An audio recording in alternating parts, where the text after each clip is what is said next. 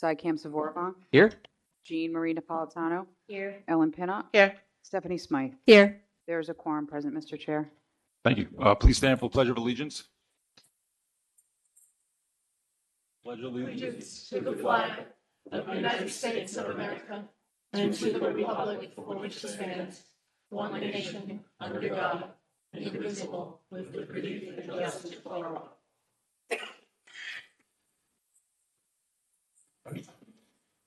Madam Clerk, anyone signed up for the Citizens Forum? Yes, Pete Rice.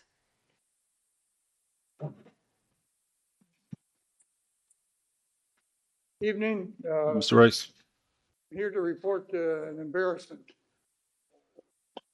Opened up my C-Click fix and saw a gross restroom down in King Park, and it was very bad. I complained. I took other pictures, and sent a complaint in, and got a embarrassing response. The response was, "We're going to replace it in 2 years." I found that insulting at best. Find it hard to believe that with 2 big weekends and the whole summer here, that we have those restrooms and they haven't been touched other than new equipment put in them. They haven't been painted, floors or have holes in them. It's bad and it needs some attention. Thank you, Mr. Rice. Anybody else? That's it? Okay. Motion to approve the consent calendar in its entirety with the exception of 5 and 1D. My motion is second. Any discussion? All those in favor say aye. Aye. Motion to approve Midtown Race Club LLC doing business as Surf Club Summer Party, 1 Perry Mill Wharf, August 15th, 2026 from 4 p.m. to 8 p.m. Do I have a second? All right, we have a motion and a second. Any discussion? Mr. Chairman, Councilor Carlin? I call upon the city clerk or IT, pull up on the big screen, please, a document which members of the city council received and which is public.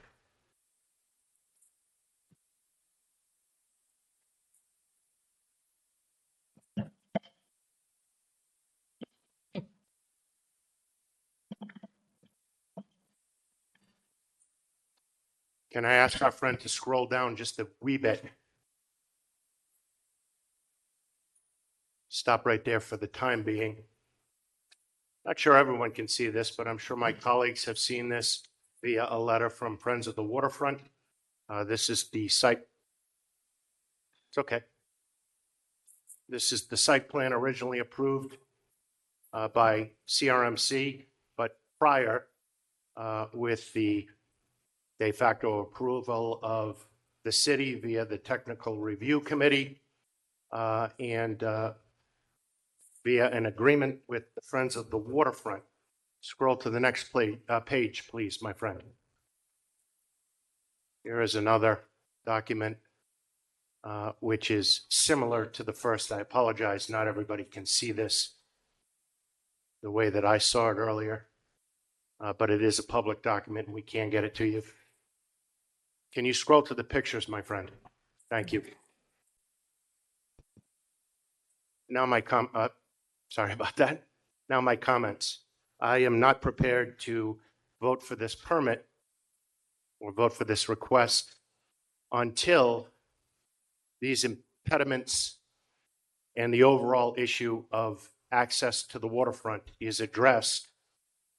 There were, still are, agreements in place via the parties that I mentioned. And if I do anything right here on this dais, I support the residents of the city of Newport and their needs. So I am sure there will be others from Friends of the Waterfront and perhaps beyond Friends of the Waterfront who would like to comment tonight. But I would suggest to my colleagues that you should deny this request until the Friends and CRMC and the city of Newport are satisfied that these impediments are no longer in place. Thank you, Mr. Chairman. Thank you. Any other discussion? Is there any, oh yeah, Linda, want to come up?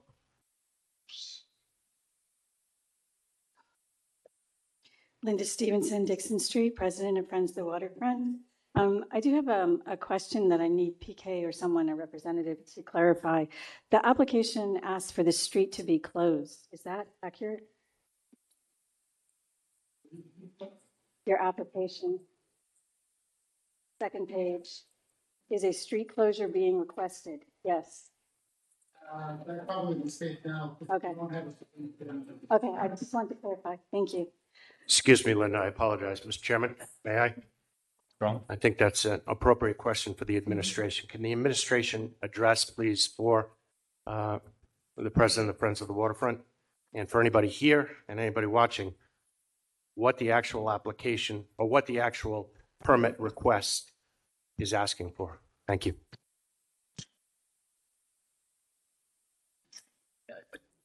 I believe the applicant is here.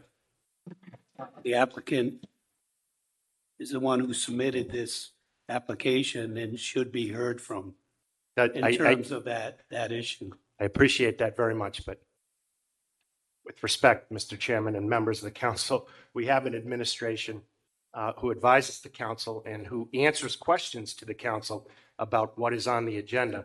I'm sure that the applicant has their version of what they're asking for, and I'm sure it's not too different from what the city might explain, but I think it's appropriate for the public to understand via an explanation from the administration, what is it that is being asked for? I'll start just by saying it's for a party from 4 to 8 p.m. What additional information would you like to know? As far as the street closure is concerned, that was just brought up at the podium. The application does indicate that they are requesting a street closure. However, no street name is listed, and I do not believe that there is a street within the venue that would require a closure. So that might need clarification from the applicant. If I could just jump in here real quick. I suspect that the prior question that says live music DJ, that is left blank, that should be yes. And then is a street closure being requested? It would be no. I believe that's what happened in my. Okay, how about we do this? Ms. Stevens, can we just call up Mr. Kilroy so we can explain that part and then we'll let you come up? Instead of us up here guessing on what's going on, let's just go right to the source. Hello, State your name and address, please. Patrick Kilroy, 62 Bridge Street, Newport. Can you just explain what the application is for, what the event is? So we're just doing an event down there on the wharf. We're under construction right now. We're all well aware of it. It's been over budget. It's taking a lot longer than it should be. I just saw the pictures of the stuff that was in the right of way. I can assure you, and I've sent the video in. I don't know if it's made it to you guys yet, but a video at 6 o'clock this morning that the right of way is completely clear. There's no obstructions down there. We're doing our best. We are under construction. We are moving as fast as we can. No one in Newport's trying to pull a fast one on anyone. We're just having a little party down there. The street closure is news to me, right? It's probably the DJ thing. It's a simple party. We're trying to get the public down there, which is what everyone wants, the public down there on the water. We're just trying to, we're behind schedule. We just want this party to kind of showcase our face. I didn't think it was going to be this big a deal. Apologize. If you were down there today, I tried to contact the Friends of the Waterfront Room, couldn't get in touch with anyone. No one's met me down there. There's pictures, but no one will meet me down there to walk through it. So I'm trying. Okay. Are there any questions, Mr. Kilroy? All I right. think it's Is it, Councilor Segley?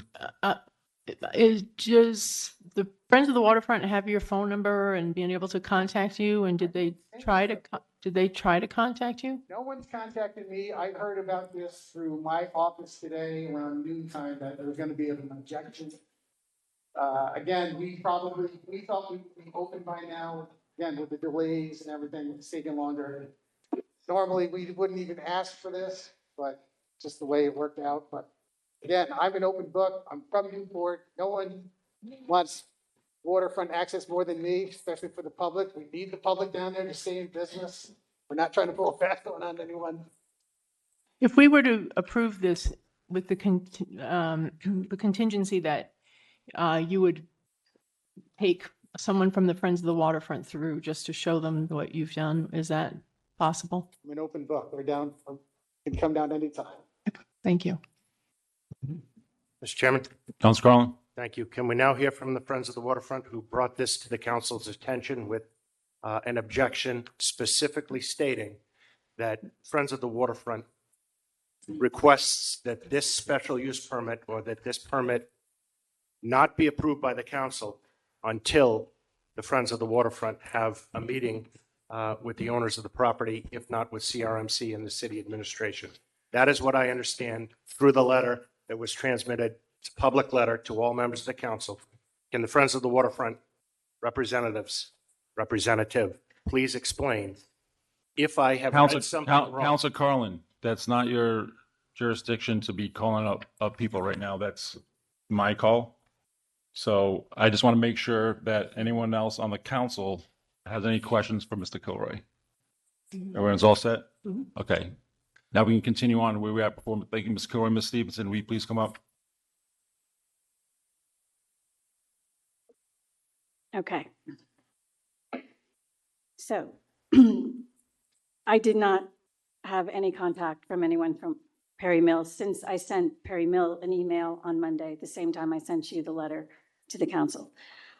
Due to ongoing issues with public access at Perry Mill, which we have monitors that have been monitoring the property just like they monitor the waterfront every day, every week. People send in pictures, and I think we've been very tolerant and very patient, understanding they're under construction.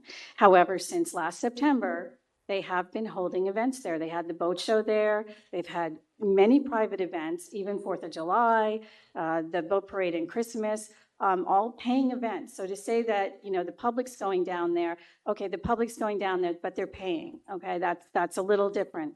The public has not had access to the dock out front. And most times, the parking lot has been obstructed or the pathway along the waterfront has been obstructed. Yes, I was there today. It was definitely improved. Obviously, they made an effort. I can see that. But there was still cords in the right-of-way. I have pictures of that from this afternoon at 4 o'clock. So it's not completely clear. We are asking City Council to deny the special event license unless the applicant agrees to meet with Friends of the Waterfront, city staff, and a member or members of the Waterfront Commission to address these issues in the next 30 days. I think that's a fair amount of time for everyone to coordinate their calendars and go through. We have had multiple conversations in the past. We were told back in September and before the summer of 23 that the path would be open. I'm sure they didn't anticipate the delays that they had, but here we are in 2026. So at some point, if they're making the effort to have the private events, they should be held accountable to also make the public access a priority. If developers are not held accountable to these agreements, it will set a very bad precedent for all of us. There are 2 projects along the waterfront currently that have approvals for development, Newport Harbor Hotel and Waits Wharf. Another one is in the works, Grand Banks Palm Beach, and very recently, another property was just sold along the waterfront. So we have 4 properties in play undergoing development, which could be fantastic for public access and for the city and tourists alike.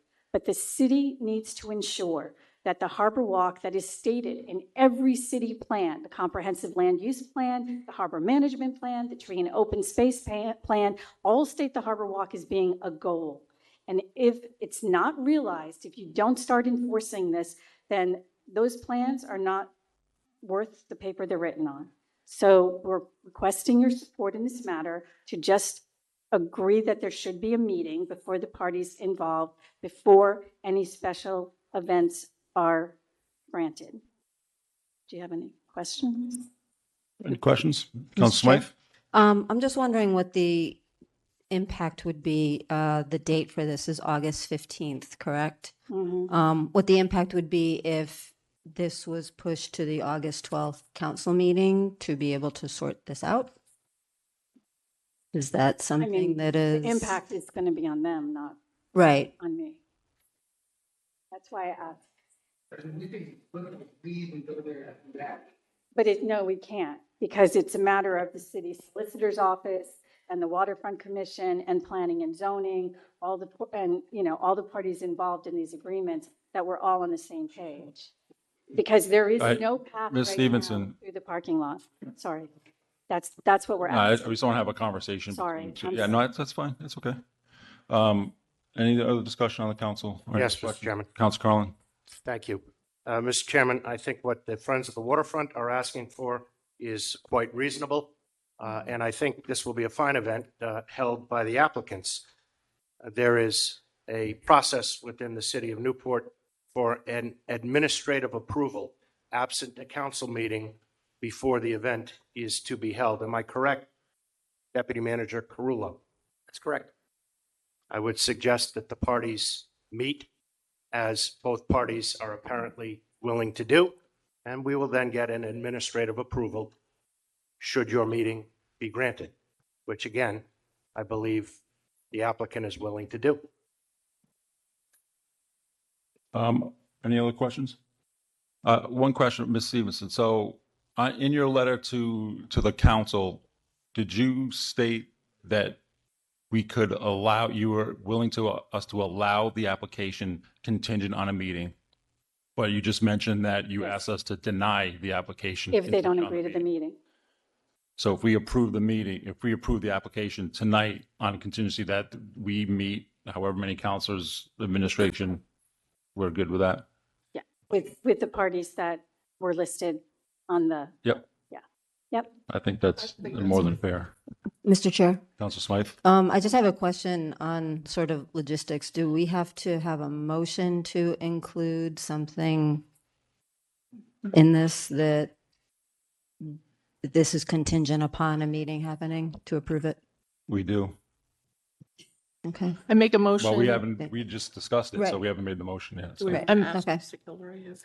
Well, he said yes already. I make a motion that we approve the Midtown Race Club Surf Club Summer Party with the understanding that there will be a meeting with city staff and council members prior to the event. Second? No. What? Not council members, but Yeah, I certain, mean- with city staff, okay? Okay, thank you. Second. Hold on, she's not finished yet. That's it. Did you say? Friends? Mr. Chairman? And Friends of the Waterfront, right? All right, we have a motion and a second discussion, Mr. Carlin. Thank you, Mr. Chairman. Linda? Well, the chairman already reprimanded me for addressing you without his permission, so may I ask the Friends of the Waterfront president a question? We're in discussion, yes, sir. Linda, is that condition acceptable to the Friends of the Waterfront? Yes, Thank you, Mr. Chairman. Thank you, Linda. thanks. All right. Any other discussion? All right, so we have a motion on the table. All those in favor say aye. Aye. Any opposed? Ayes have it. Mr. Chairman, Councilor Carlin. might I impose upon my colleagues, and I'll make it in the form of a motion if need be. Can I move, please, one item from communications from the city manager to the next item on the agenda? That is to say, item number 17 from or under communications from the city manager. Do I have consensus from the council, or should I make that in the form of a motion? Well, let's finish. We have one more consent calendar, which is the communication from Maureen Cronin. Certainly. Let's do that, and then Certainly. if the council, we can vote on it after. Most appreciated. Thank you, Mr. Chairman. Motion to receive a communication from Maureen Cronin, Chair, Tree and Open Space Commission, expressing support of the Newport Middle Passage Port Marker Project. Do I have a second? Second. Motion and a second. Any discussion? Mr. Chair? Council Smythe? Yes, Maureen Cronin was not able. We didn't vote. We didn't I'm vote. sorry. Hold on. I'm sorry. 1 second. We didn't vote on the surf club, did we? You Yes, we voted did. on the amendment. But we didn't vote on the, as amended. So motion to Okay, yeah, approve, so motion to approve as amended. Second. Motion second. Any discussion? All those in favor say aye. Aye. Aye. Thank you. Thank you. Council Bennett. Mr. Chairman, Hold on. Council Smythe is I'm sorry. ready. That's okay.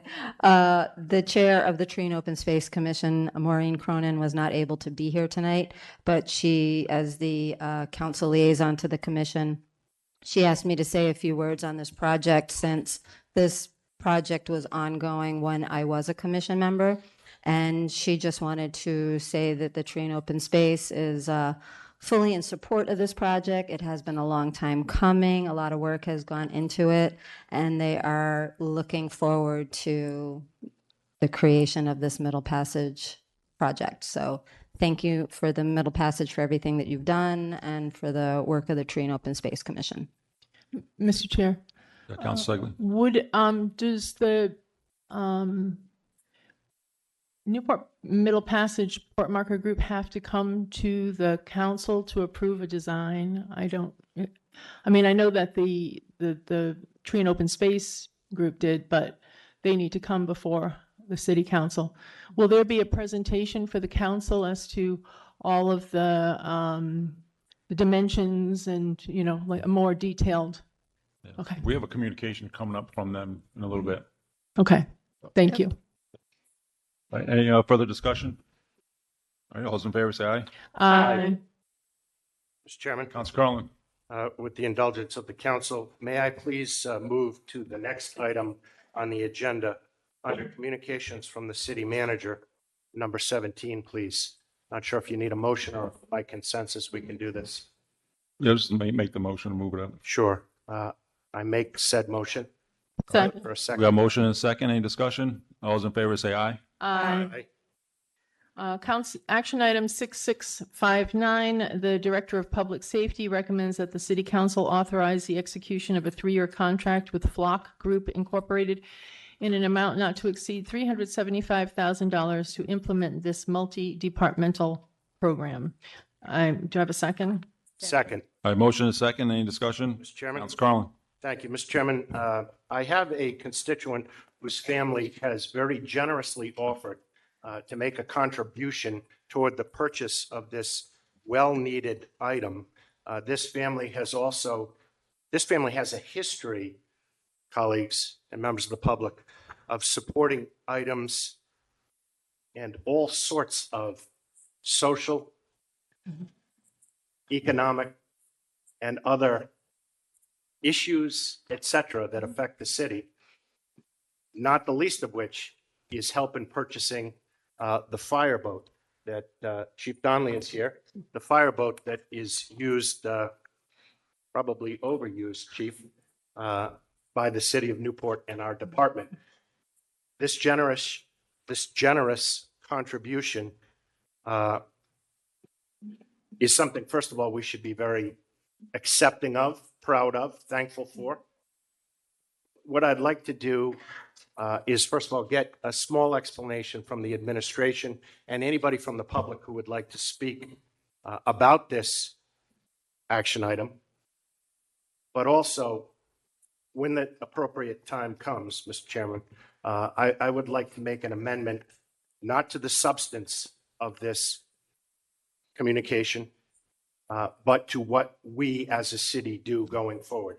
With that, can I ask for someone from the administration, perhaps the chief, the director of public safety, to explain what it is the council is dealing with here that will benefit the public? Not just our residents, mind you, of course, but anybody that visits 4 million a year, as I understand from your comments yesterday, Chief, who visits the city of Newport. Thank you. Thank you. Ryan Duffy, Director of Public Safety and Chief of Police. The establishment of a strategically placed unmanned aerial system program transitions our current unmanned aerial systems from reactive tools to a central multi-agency infrastructure asset capable of semi-autonomous dispatch and remote teleoperation. I'll list 5 key ways that this program will benefit our citizens, our businesses, and our visitors. Number 1, public safety and situational awareness. The DFR, the Drone First Responder Program and Municipal Support Program model provides first on-scene aerial awareness, frequently arriving before ground units in under 90 seconds from the moment that the PD receives the call, providing continuous overhead perspective, significantly enhancing real-time situational awareness for responding personnel, allowing for better tactical decisions, de-escalation, and resource allocation. I should mention, as a recent event, looking back at the shooting this weekend, without going into any details on an active investigation, we do know from the timelines of the incident that had we been on scene within the time it takes this drone to get there, we would have arrived before the suspects had left the scene, and likely have had information in seconds from direct observation that took us hours to develop through interviews and investigation. Number 2, fire ground support and personal safety. On active fire scenes, the drone feed provides real-time thermal and visual intelligence directly to incident command. This allows commanders to track thermal hotspots, monitor smoke plumes, assess structural roof integrity, and identify hazards to safeguard the frontline firefighters. Number 3, harbor and maritime search and rescue. Newport's coastal geography presents unique emergency response challenges. The program directly supports the Harbor Master's Office to provide immediate aerial search and rescue support, thermal scanning for persons in the water, and overwatch during maritime distress calls. Number 4, municipal infrastructure inspections. Beyond emergency response, the program serves routine municipal needs. Automated flights will handle routine inspections of city-owned facilities, roofs, bridges, and historical structures, subsequently reducing staff labor hours while eliminating elevated fall hazards for city workers.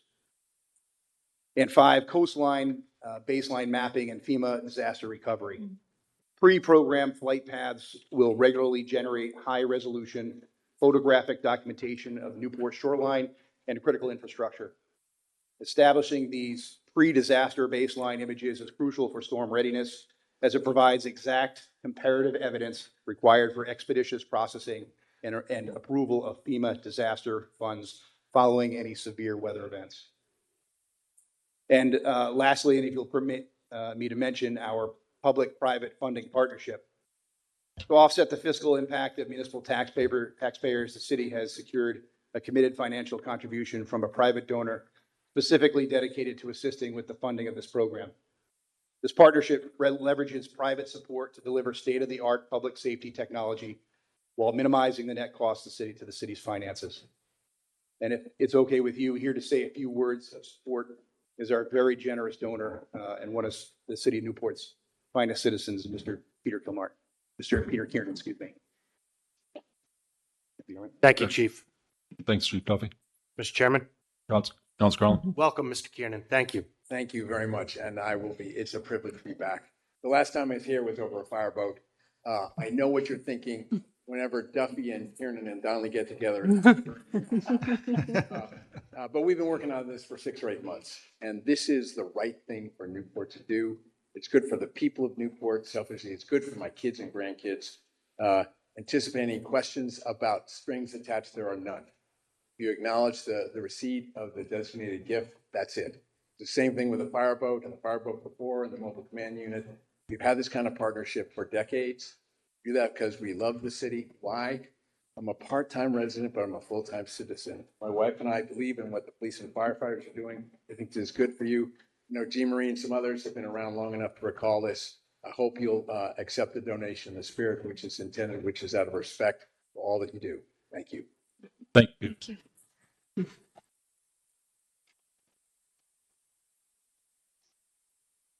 Mr. Chair? And if Oh, sorry. Go ahead. If the council will allow me, I'd also like to invite up Mr. Paul Bach, who's from our vendor, Flock Safety, our proposed vendor, to kind of give an overview of an answer and probably answer some questions before they're asked, if that's all right with you. Only mine. Yeah. It's okay.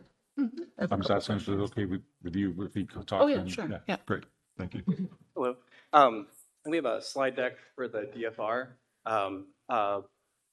Members of council, my name is Carl Bach. I'm a public affairs manager with Flock Safety. Thank you for the opportunity. Advance the slide to the DFR to talk about some cutting edge technology for public safety. And just keep going. It's about 6 or 7 in. And we'll go on. Keep going. Keep going. Okay, great. And this is perfect. Yeah. So DFR, drone as a first responder. As the chief mentioned, this is a multi-agency platform to respond in times of crisis when minutes and seconds really make a difference. This is the technology used across the country where the time to get a drone on site is faster than a patrol officer can turn on their patrol vehicle. Average time of 2 minutes, and as the police mentioned, when investigations involve life or death, this can make a difference in aiding an investigation and minimizing harm.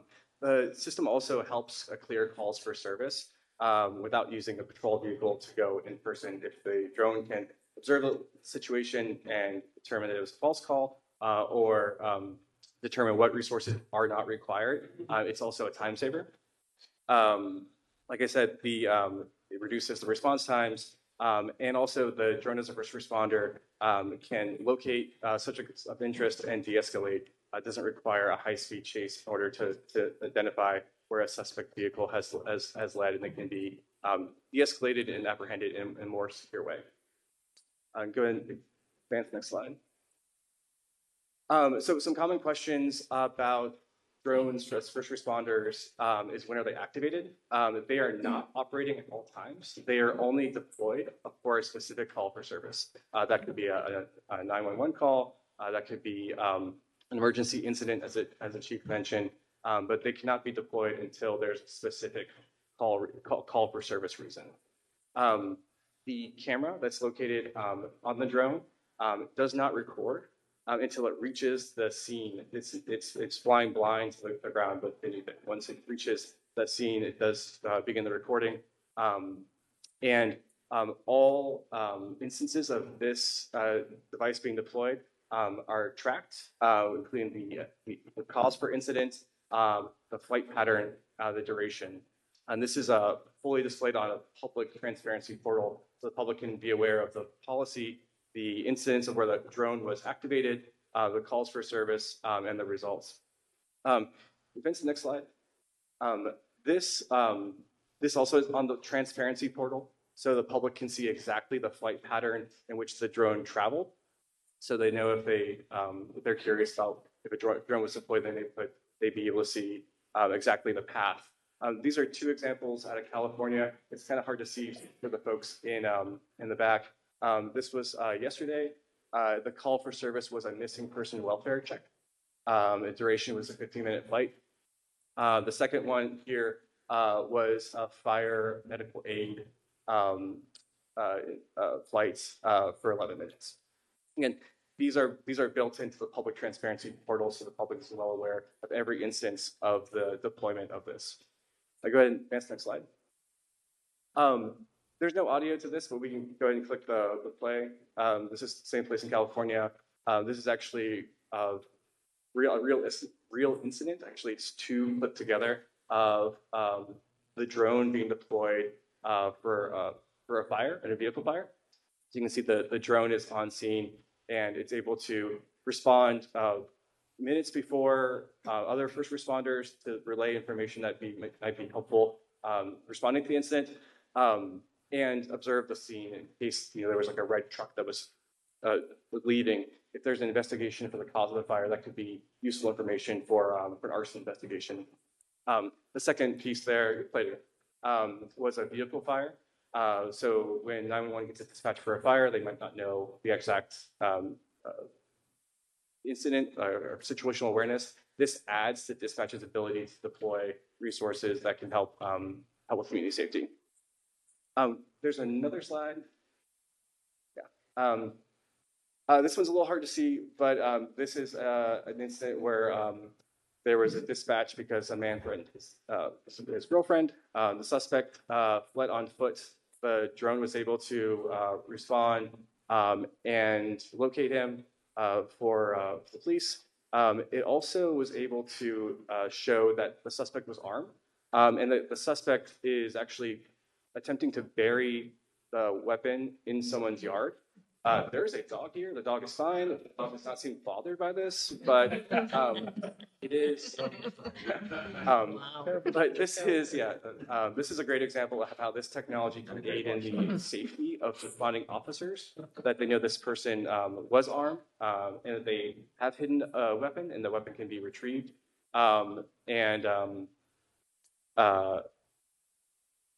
That this person can be located quickly and safely. I think that's it for, I'll hand it back to the chief. Thanks, Troy. Thank you. I'll open it up to any questions. Thank you. Council. Thank you, Council Mr. Chief Duffy, who controls the data? I know the gentleman said that it doesn't start recording until. Certainly, the city owns the data. Okay. We own it, we control it. It goes into a cloud server that we access alone. And the company has never been hacked, and it's safe and secure under our control. Okay. And is this device shared with any other communities or municipalities? No. Shared in what way? Like if Well, I know, like similar to some cameras that we have. Oh, certainly. Like MOUs. No, Yeah. no, this is under our control. Similar to like our body worn cameras. Yep. When the officers in the street and they activate their cameras, all that video was under our control. Okay, thank you. Mr. Chairman. Councilor Carlin. Chief, as I understand it, Newport will be on the forefront in the United States with regard to this type of technology, which is probably the technology of the future. And I know nothing like you do, or like the gentleman does, or like the Kiernans do, or like perhaps my council colleagues do, about what the impact could be. Certainly. But I'm not dumb. I know that this type of technology can prevent a lot of harm. Would you agree? I do. This is the biggest thing that this brings to police, fire, and harbors situational awareness. Time often in critical incidents is our enemy, and being able to go to move at 60 miles an hour as the crow flies to a scene gets you there much faster than our human assets can get there, especially during times of congestion.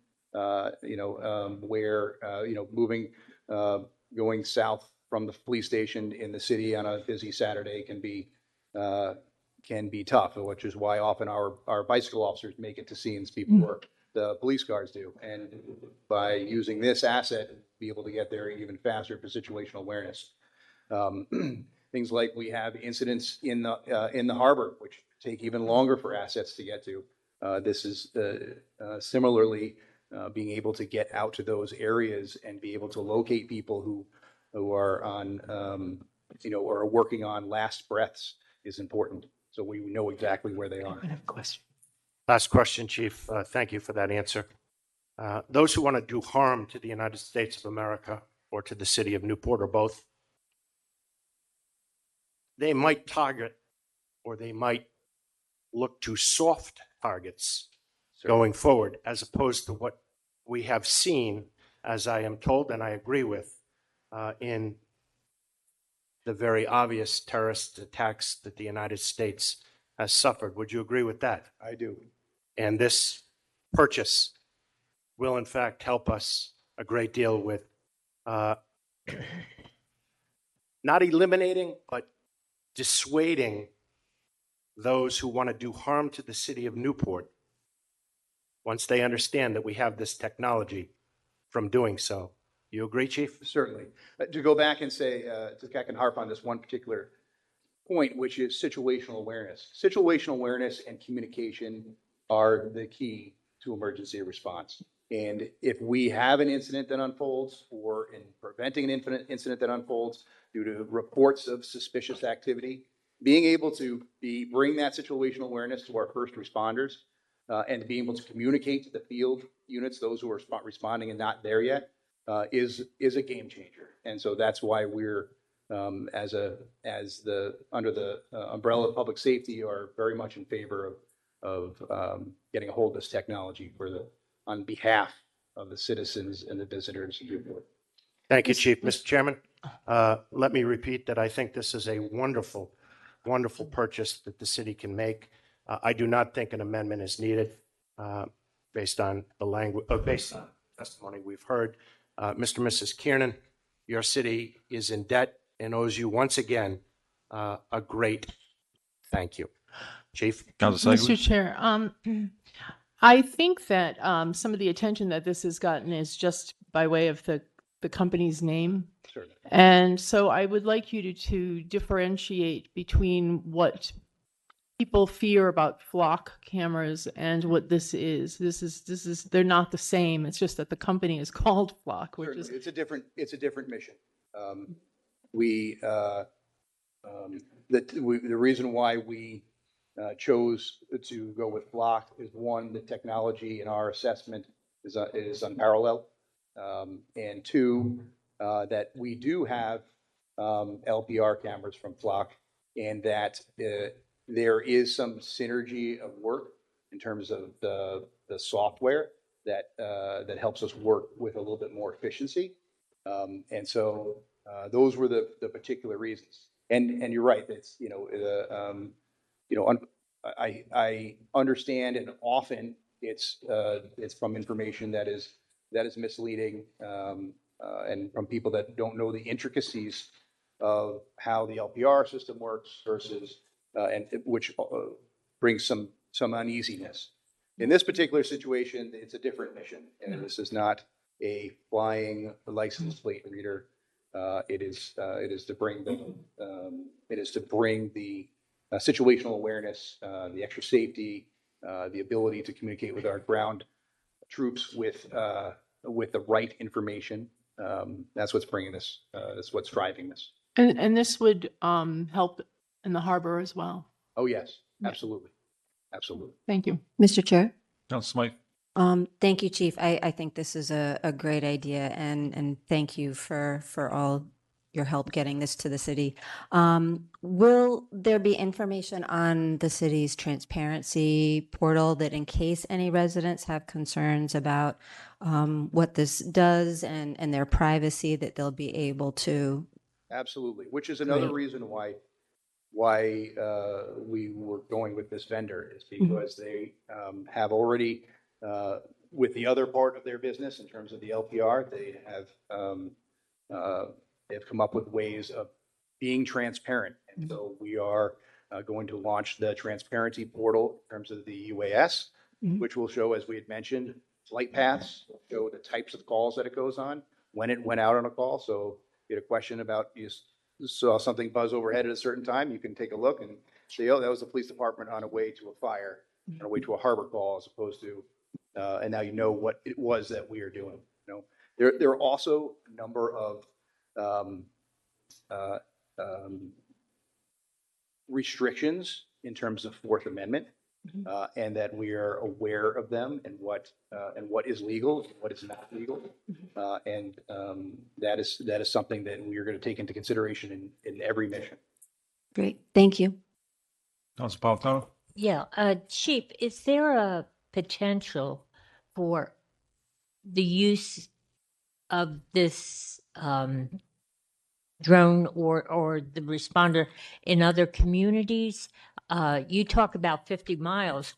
We're like a mile from Middletown and 4 miles from Portsmouth. If there's a real emergency, and I'm thinking fires, because there have been times when they've actually called in other communities. Sure.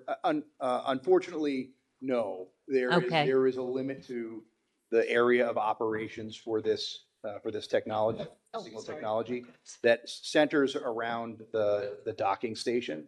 Okay. And so it's limited it covers Newport. All right, we're going to get Newport covered, but beyond that, in very limited amount, could it move over into Middletown. Okay, But it's not even enough to worth. thank you. Any questions?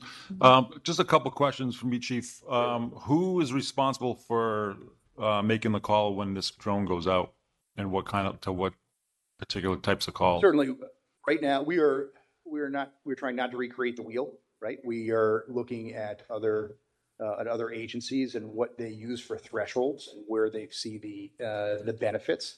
And so that is one way we're determining our list. And second, we're looking at what are the needs of Newport, right? And I think what we're doing is a little different than what a lot of places do, and we're also incorporating the sustainability portion of it, the coastal monitoring part of it, the infrastructure checks, and that portion of it. So it's that we don't see a lot in other places. I think we're at the forefront there in terms of protecting our infrastructure. And so that list of when it goes out is going to be pretty much based on need. But it is, I want to make sure I mention this, it is based on need and it's not going to go out on patrol. We're not going to see the drone going up without a cause. If we decide that we're doing coastline photo documentation, then that's the cause. If it's a fire, suspicious person, then that's the cause it will go out to. But it just won't go up just to fly around. Other than in the initial days that we're getting our feet under us about this, and just in terms of testing and ensuring that the technology is working. And then my other question is $375,000 price tag for one drone. Sure. Well, it's not. It's well, the whole project, the whole thing. Yeah, includes all the infrastructure. Yep. It includes the training, all the training of all the staff. It includes all the upgrades, the use of the software, the transparency portal. All those things are part of it. So for that price tag, and thank you again to the Kiernan family for a spectacular donation. Was there insurance on this thing? Yeah, well, the insurance, yes, the insurance is the trust. Because I could see it, yeah, just in case, or some sort of warranty. I would hope. And then what's this thing works out great. What would stop us, and I don't know if Carl will be still here, but can we get multiple? Well, we could if we find the need. We suspect, at looking at this, that we'll have the city covered. We're going to look at call volume. We're going to look at, hey, how many times have we had one mission going and a second mission comes in, and so we'll take a look at that over the months and time as we move forward.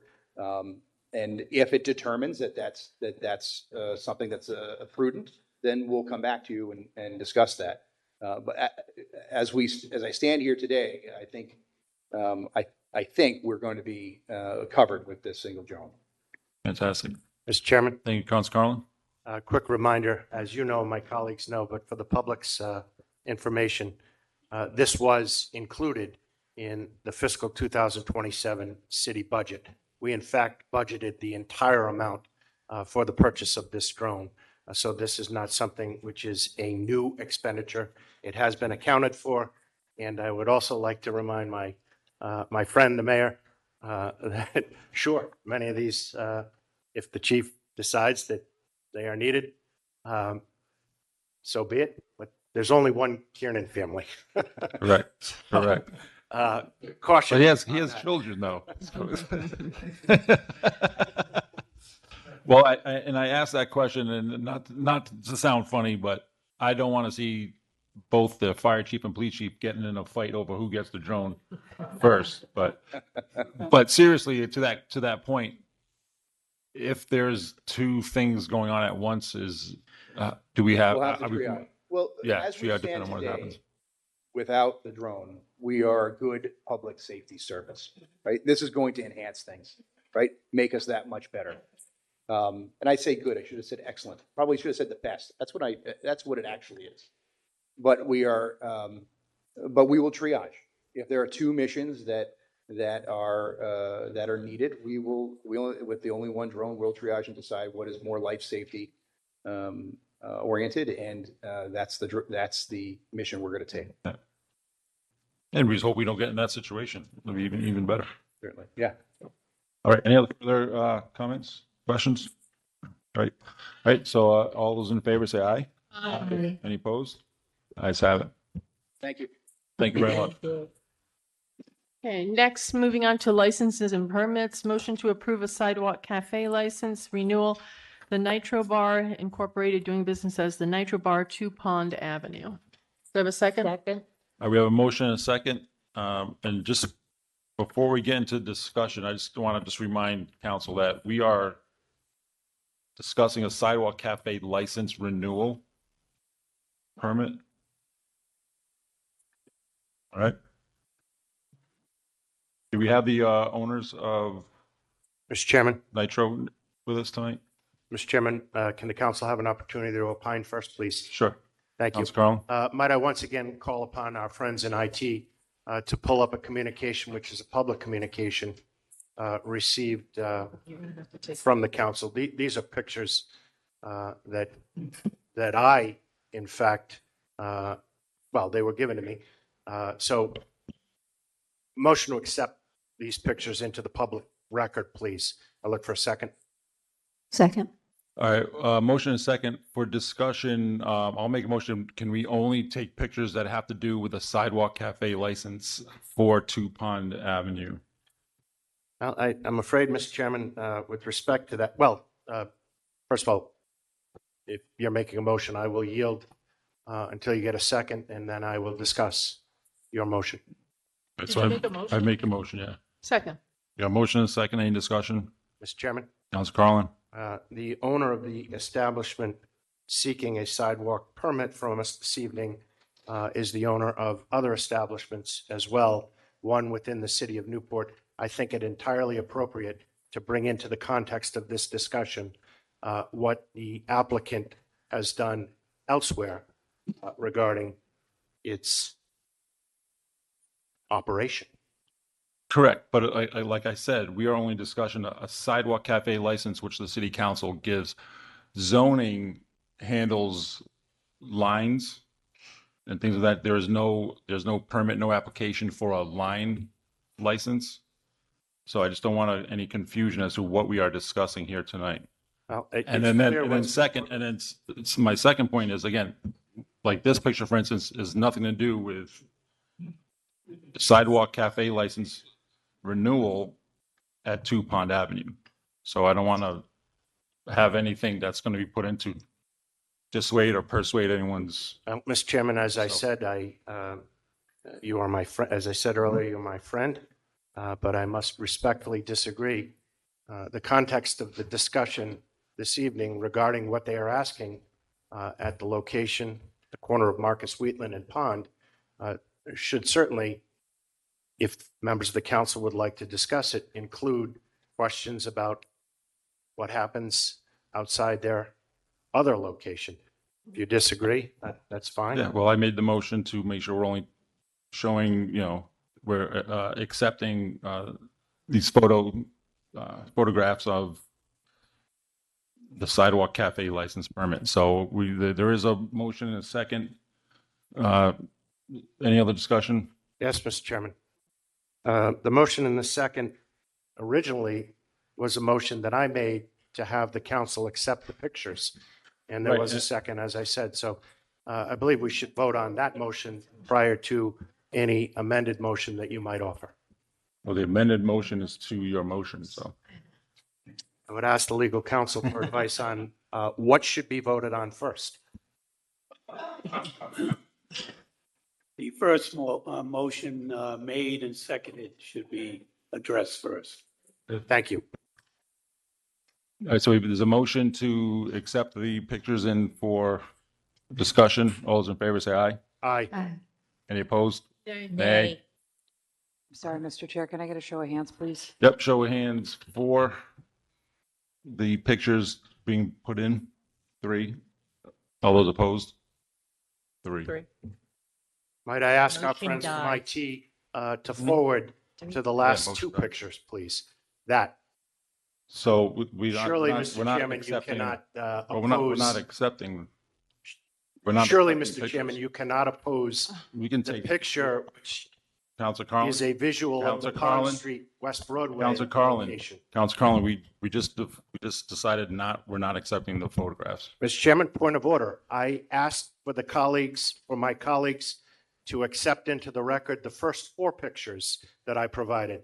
You voted that down Okay. by a 3-3 vote.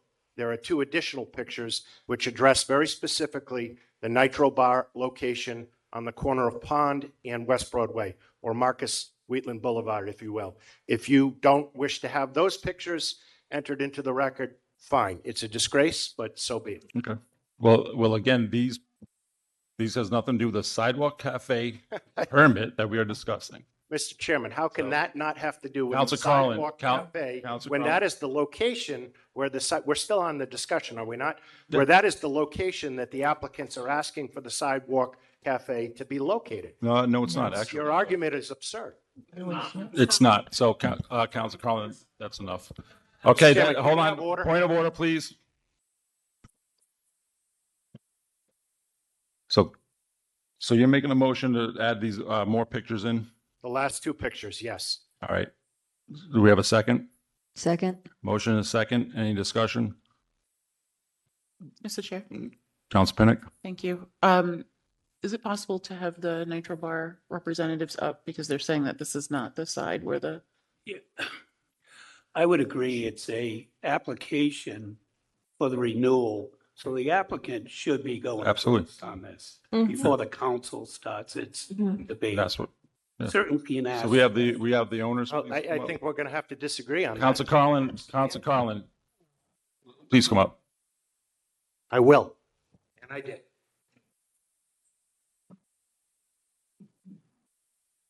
Hello, State your name and address, please. Audrey Finocchiaro, 54 Gibbs Avenue, Newport. Sam Lancaster, 54 Gibbs Ave, Newport. Thank you. Yeah, So can you just explain for your sidewalk application renewal permit, where the sidewalk tables are going? yeah, so this does not show where our sidewalk cafe is. This is the opposite side. Our sidewalk cafe is on the right side of this. So this doesn't show at all where our outdoor seating is or has been. Mr. Chair. Counsel Segley? Have you or the city measured the sidewalk that is available for residents to walk? Yes, yeah, there's more than a 6-foot parameter around where our tables end and to the sidewalk. Okay. In addition to this, we have had this permit for over 6 years. This was just normally we renew it every single year, but it was a misstep on our end, so we're just looking to. Right. I was just going to ask you, I was going to say that you've had this before. Have there been issues with it in the past? No. Thank you. Mr. Chairman? Counsel Carlin? Thank you, Mr. Chair. Madam Clerk, can you please read for the public and for the council who has already received it, the letter from Ms. Boubinaire regarding disability access surrounding the area in question? Thank you.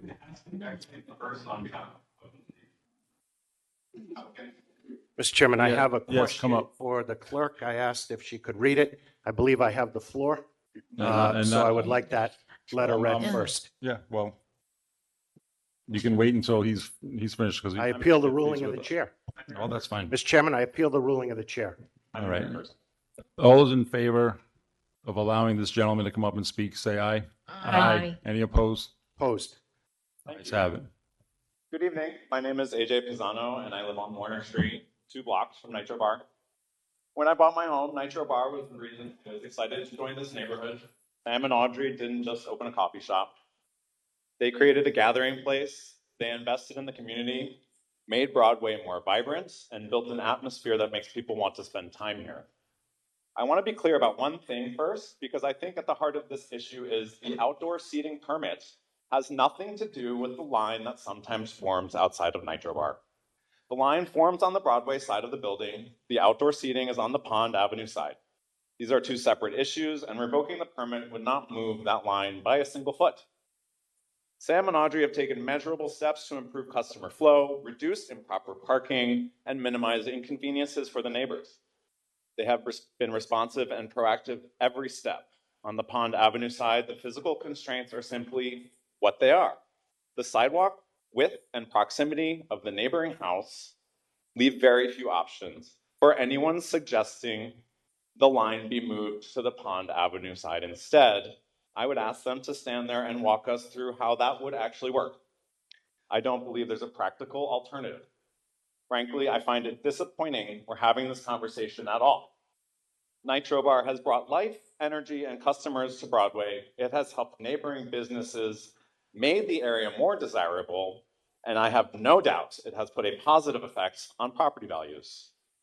Instead of revoking a permit for a small business that has invested this much in Newport, the city should be thanking them. They've helped drive our local economy, created jobs, attracted visitors, and paved the way for more independent businesses to invest and thrive on Broadway. I hope the council can find a reasonable solution that balances accessibility with common sense. Businesses like Nitro Bar are exactly what we should be supporting, not making it harder for them to succeed. Thank you. Mr. Chairman? Councilor Carlin? I apologize. I apparently got it wrong. Thank you, owners of the Nitro Bar, for making it difficult for our physically disabled residents of Pond Avenue and elsewhere to access the surrounding area. I apparently, as I said, got that wrong. I go back to the request for the clerk to read, please, the letter from our disability advocate, Ms. Bouvernier, regarding this request. Dear council members, I am writing to oppose this application. There is public housing on Pond Avenue, specifically for seniors and persons with disabilities, including wheelchair users. Nitro Bar is situated between this housing on Pond Avenue and the Martin Luther King Center, where residents of this housing go for food services and other activities. When the sidewalk is blocked, residents who are wheelchair users need to cross the street to get by Nitro Bar and then cross again to get to the Martin Luther King Center. Over the past few weeks, we have complained to the city manager's office, and his office has sent representatives from the city engineer's office, if I remember correctly, to address it. At first, Nitro Bar said they had no idea that people in wheelchairs could not pass. The second time, enforcement action was begun. The third time had similar results. Now, we find that they are applying for a permit to have this sidewalk cafe. If they have not been able to comply with giving appropriate space to people with disabilities up until now, what difference would such a permit make? Blocking the sidewalk impedes access for wheelchair users, city residents who may be blind or visually impaired, and residents with other mobility disabilities. I recommend they prove they can comply before they are granted such a permit. Thank you for your consideration. Respectfully, Annette Bouvernier. Thank you, Madam Clerk. Mr. Chairman, question for the administration, please. Deputy Manager Carullo, does the Nitro Bar have permission from the city of Newport to erect stanchions at the location that we are currently debating? When the issue of the lines first came up, that was a recommendation from our deputy zoning officer to create a line or separate the line from the public sidewalk. Was a permit issued No. to them? No. The answer is no, correct? Correct. Thank you. Mr. Chairman, thank you. To the owners, have you spoken with Ms. Bouvernier? No, we have not. Have you spoken to anyone that has come to you about any access issues? No, and we've been granted access for the sidewalk permit with the 6-foot clearance around the end of the table for the past 5 years. Mr. Chair? Councilor Smythe? Yeah. I also connected with a few neighbors who live on Pond Avenue just to see if there's any impact. You know, I know that your establishment is fantastic and people absolutely love it. And I think that's wonderful for our small businesses. But I also do think that we need to be cognizant of the individuals that need to get around Newport. So hopefully this provides you some additional information that you can use to help accommodate. One of the things that was said in the communication to me was that the tables and chairs on the pond side of the sidewalk are borderline blocking the sidewalk, and I wouldn't want to be a wheelchair or stroller. For the most part, you can get through, but when folks sit with dogs or strollers in the sidewalk, it's a challenge and can you tend to lead people to have to cross the street to go around it. But I'm also wondering, it was said that at times you have a cart that is on the same section of the sidewalk. How is that going to attribute to the concerns of council? Yeah, we had the cart running for 2 weeks, and that was genuinely to help locals get access to getting coffee from us. And then we got an email from the city saying to take it away, so we took away the cart. And we're sort of didn't fully understand putting out the cart that wasn't allowed. And then once we found out, we're like, well, the cart, don't have the cart out. So that is no longer out. Okay, and now is there's a driveway on the other side? Yep. Is that an area that maybe the tables can go, or was that ever an option that you considered? Yeah, we would love to. The building is privately owned, not by us, and the landlord does not want us to have tables out there because he wants his tenants to be able to park there.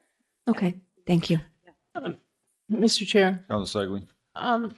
I drive by this every day, and there is room on that where that sidewalk cafe would be, and it has been. I mean, it's proven.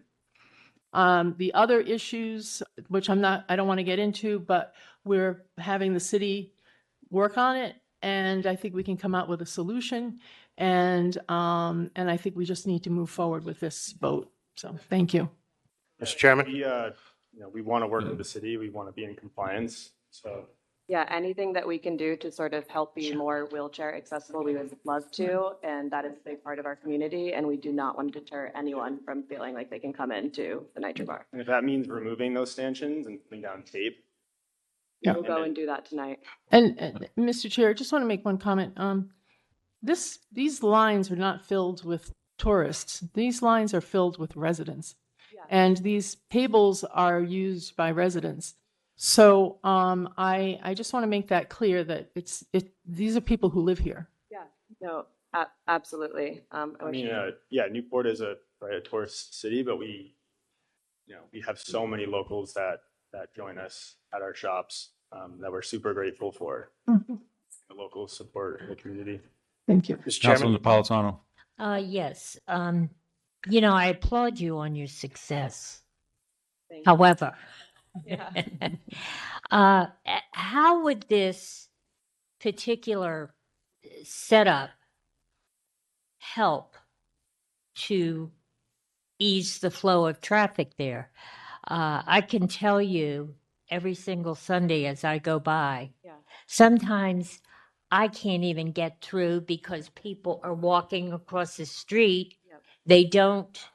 It's a really small section. Yeah. Then you have cars parked on both sides. Yeah. It is ridiculous. Yeah. How would this facilitate or help the situation? How would this, having the outdoor? I honestly think without it, we're going to get, which I've already seen, more people accumulating in that area. Without seating, you could have 30 people. You easily have 30 people. Right. So the seating sort of makes it so it's limited. You can't have 30 people sat in that little corner. I think the seating will help limit actually the flow of humans and how far out we are into the sidewalk. We've also implemented a new host that works every single day from 7 to 4, that their sole job is basically helping the line and the flow and making sure that there's accessibility and space and the sidewalks are clear and the tables are clear. That's something we've just implemented in the last 2 weeks. So we've seen a great response from that. But yeah, we're also open to any feedback that anyone has on other solutions. More than happy to try those. Mr. Chair. I'll spin it. Thank you. First, I just want to say thank you very much for the life that you bring to our community. I live in First Ward, but I often see the business that your coffee shop brings in. Also, thank you for your activism for marginalized lives in this community. I think that's an important part of your story as well, and it is appreciated. So I do believe wholeheartedly that you will do everything and anything you can to help those who are feeling hindered by the lines not feel that way. You do have some touristy kind of following. I follow your TikTok, so I know that people Yeah. come from all No, over absolutely. to frequent. follow. That's right. So, that being said, I think that you have an amazing business. I think that you've been really good residents, citizens, and business owners in this community. It's not going to be without some complaint and concern. That's just a fact. When you own and operate a business in a small community like ours. So I do hope that this can be resolved. And I do believe that you will try to resolve it between yourselves and the residents that are feeling impacted. So I do appreciate what you've done for our community. And I hope you walk away feeling that you've contributed greatly and that, you're doing the best that you can. But That is so kind. Yeah. Honestly, thank you so much. That was great. Very sweet. Yeah, thank you. Mr. Chairman, Councilor Garland. I thank Councilor Pinnock for those remarks and Councilor Smythe for her remarks. And I thank the owners of the Nitro Bar for your willingness, just paraphrasing, to do anything that you need to in order to satisfy folks.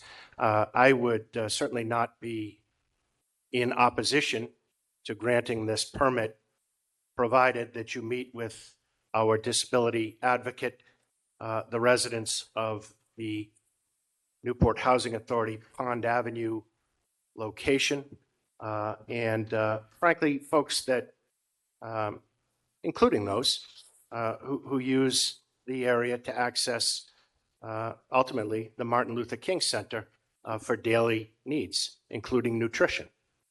So I don't think we're in too much of a rush to provide a yes on that. Having said what I said, provided you take those ropes down in my ward or in the third ward, which are also impeding, I would have no problem once you all meet with who I said, approving this. But until then, I would suggest we continue this item. And I will make a formal motion to continue this item. And I ask for a second for the reasons that I mentioned. Second? Motion and second, any discussion? I don't see a reason to continue this. They've for 6+ years have had these sidewalk tables, which we are talking about again on Pond Avenue. 4 tables, I believe, from the diagram. So I don't see the reason to continue this. I think, in my opinion, the owners have showed they've been very hospitable neighbors. They've done a lot for the community. And I would agree. I mean, I would imagine you can tell me right now that you're willing to work with anyone that we ask you to work for. Yeah. So there's no need to continue this any further. So, Mr. Chairman, I think you're doing a bit of a disservice to the owners. Perhaps the vote. all right, let's take it. I'll call a vote to continue this motion. So all those in favor of Mr. Chairman, continuing, if say you are aye. calling a vote, you need a second and you need a council vote to bring the vote forward. I call the vote. Second. Motion is second. I have, on the motion, please, Mr. Chairman, I have more to say. I won't be long, but I have more to say. I would urge my colleagues to vote against the motion to vote immediately. Allow one more minute of debate, please. This is on the continuation. Allow one, no, it is not. Yeah, Allow one more minute this is of on the debate, continuation. please. We're It's voting on the on continuation. You called the vote. To continue for the continuation. Correct. And so I am saying, Continue. allow one more moment or one No, more we're- minute to debate it, please. All right, we have a motion to call the vote on the continuation, Aye. right? All those in favor say aye. Aye. And I have a show of opposed? hands, please, as to the ayes and the nays. This is a call to continue, to whether or not to continue. A motion to continue. Yes, so, okay. Voting on the The chairman, if I understand this correctly, Mr. Chairman, based on my motion to continue this, the reasons I described, you said, no, we should not continue this. and you asked for essentially an immediate vote on the continuance request. I argued that I needed one more minute to continue the argument. So your question of whether we should immediately vote on the continuance is what is on the table now. I would suggest that we allow one more minute. The vote is, as you said, properly before us with a second, but I would urge a no vote on calling the question immediately. It just gives us another minute or The so to motion is discuss. not debatable. The motion to end debate. Right. That is, I completely and totally disagree with the Mr. Collins, solicitor. fine, but that's my opinion. Thank you I've for given the dismissing advice. me, Mr. I've Bean. given the advice that it's not debatable. I believe it is a All right, debatable Council motion. Council Carlin, that's Allow enough. the vote. I don't know. What are we voting on? We are voting on to continue this motion. Okay. All those in favor of continuing this, please raise your right hand. Mr. Chairman, with due respect, point of order. The motion is not before us, is not a motion to continue the item. The motion is whether we should stop debate on the question of the continuance. That is correct. Okay. So once you end debate, you still have the motion. Right. After that, you have the end of debate on the motion to continue, and then you have the vote on the question before the council. So all those in favor of ending the debate on the continuation, raise your right hand.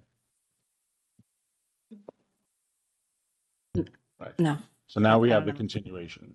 Mr. Chairman, No, on the, No, you just ended the debate This on is the motion to ridiculous, continue. Council Collins. Right. You're being I'm so sorry. ridiculous. So you take a vote on the continuation now. Okay. Mr. Chairman, All on the those in continuation favor, motion. all those in favor of continuing this motion, raise your right hand. All those opposed, raise your right hand. Mr. Chairman, on the motion, Continuation fails. or on, I should say, Now we're on the item. on the item. I would suggest that my colleagues vote against this for the reasons that I've spelled out. Thank you. Mr. Chair, Okay, Council Pinnock. sorry, Solicitor Bean. I just want to make sure we are now actually voting on whether or not to proceed with giving them the license. Yes. Okay, thank you. All right, all's in favor of granting the sidewalk license, please raise your right hand. All those opposed? Just Mr. remember. Chairman, can I just suggest that you do speak with the person from the Absolutely. Yes. disability? Yeah, I We'd would be love happy to give you her Yes, phone please. number. We would love nothing more to be connected and make sure that we are as accessible as possible. And that is something that's incredibly important to both of us. So we would love to. do Sure. that. Yeah. Thank you so much. Thank you. Okay, Thank thank you you. all so much.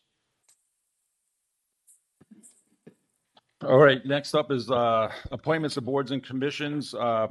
For appointments as council liaison to Conexión Latina Newport, I make a motion that we, or I am appointing Ellen Pinnock.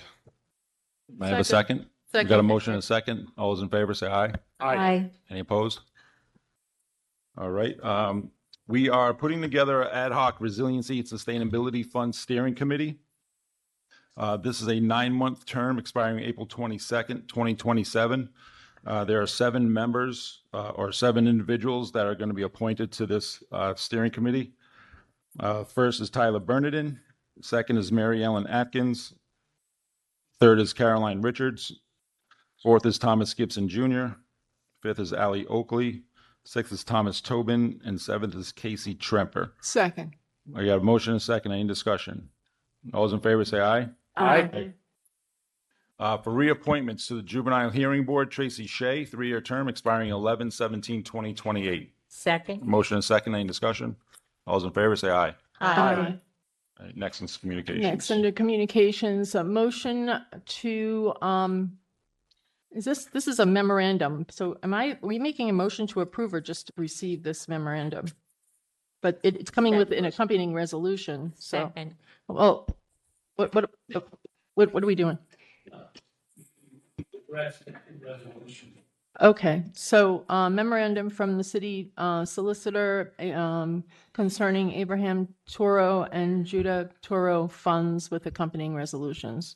Do I have a second? Second. Well, there's, yeah. But, well, that's what I'm saying. Is it motion to approve or is it motion to receive? Okay.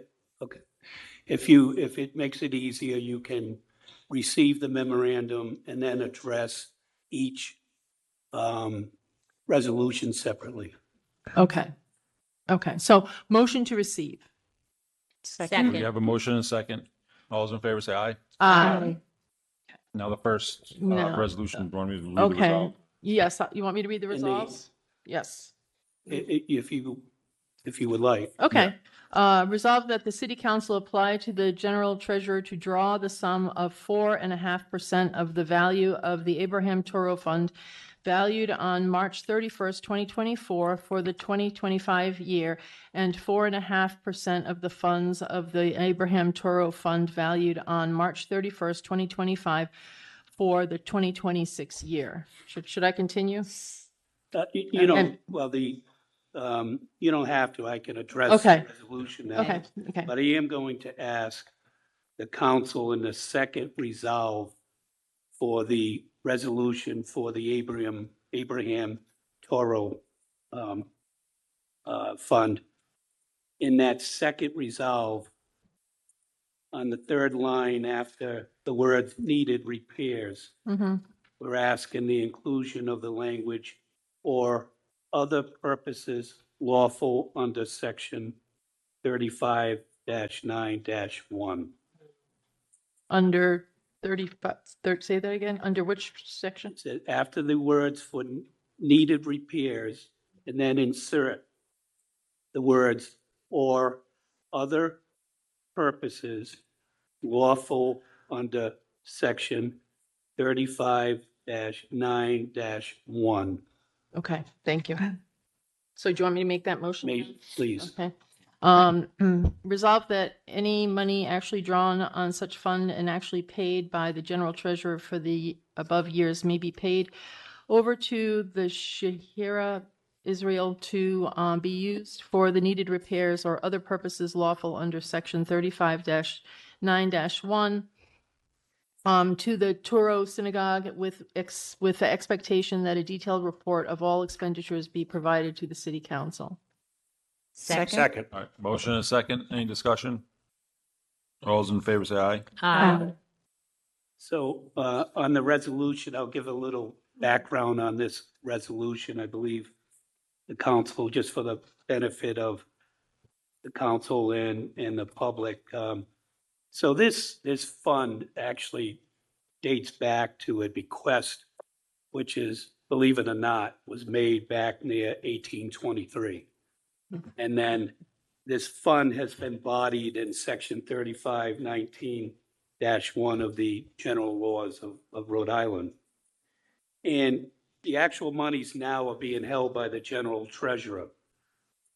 And it's for the benefit of Toro Synagogue, the adjacent cemetery, and the community building.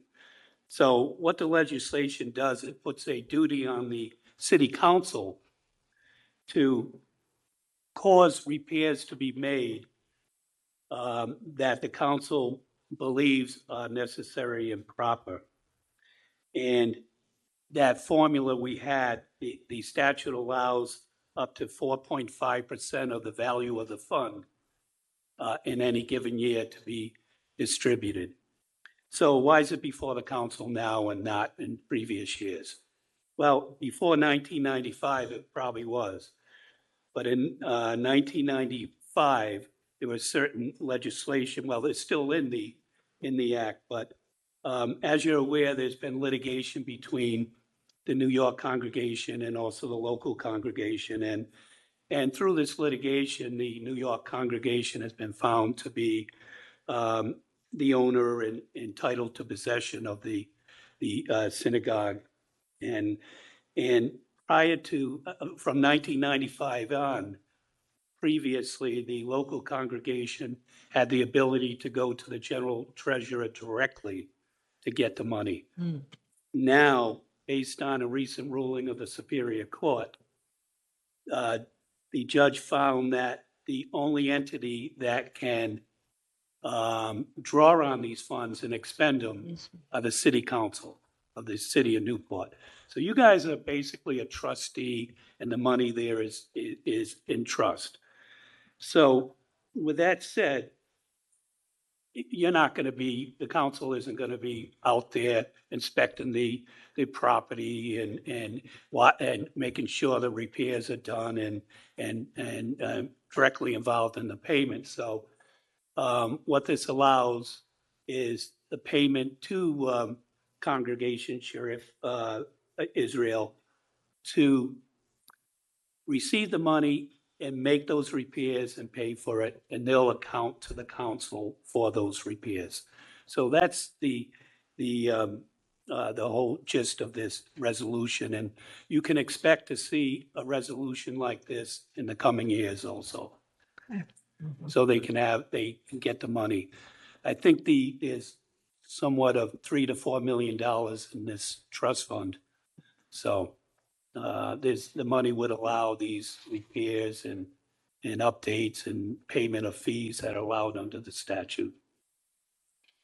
Any questions? Yes, Councilman I'd like Palatine? to ask the solicitor, who determines what repairs are necessary or done? Certainly, the cemetery behind Toro, the graveyard, needs a tremendous amount of work. Well, what you've received from the New York congregation, a report of a architect showing that extensive repairs are needed for the Toro Synagogue itself. The building itself. Which would Okay. probably, the money that they're expected to get from this resolution, once you draw on that money, it isn't going to be enough. So at some point, I would imagine that in the coming years, each year, they're going to report back to you what they used the money for. Okay. And in coming years, I'm sure they'll be up here presenting you with other plans for the money. So you are the ones who make that determination, but you're using this congregation as the tool to get all of this done. Okay. And they're the more appropriate body to do that, I would say. Mr. Chair? Council Bennett? Thank you. Solicitor Bien, how is this dispersed? Is it like a lump sum payment, or will they be coming as their needs It will be a lump sum. Okay. We'll pay it over to them, and then they will have to, they're going to need money in the coming year. I mean, next year too. Right. I mean, I believe there's been some figures of some, that repairs in the couple of $1 million worth of work that needs to be done. And that's probably just to the synagogue. And then you got the cemetery and the community building. So with that said, they're going to be telling you throughout that. They have to, by the resolution, they have to come back to account for, this is what we spent the money on. So in future years, I'm sure they're going to tell you, hey, this is what we need it for. Okay. But the accountability part is on our city staff, like on our finance department? No. No. No, it will be on you. I meant like, so as far as the reconciliation goes, so as they're turning in documentation for their expenditures, that comes to the city? Yeah, we would put that, it would be a communication to go before the council. It would go on the docket. Okay. So it would be a report to you, but would be received by the staff, the administration. Now, we're going to take up the second resolution. That one's a little different. So I'll get to that where we actually hold the money on that one. Okay, thank you. Okay, so we're voting on the first resolution. Yes. Okay. Any other discussion on the first resolution? All right. All those in favor say aye. Aye. Any opposed? Ayes have it. So the second resolution deals with the Judah Toro Fund. And that's actually money held in trust by the city of Newport. Do we need to resolve or anything on Oh, I'm sorry. the second one? Didn't I read it? No, that was the first one.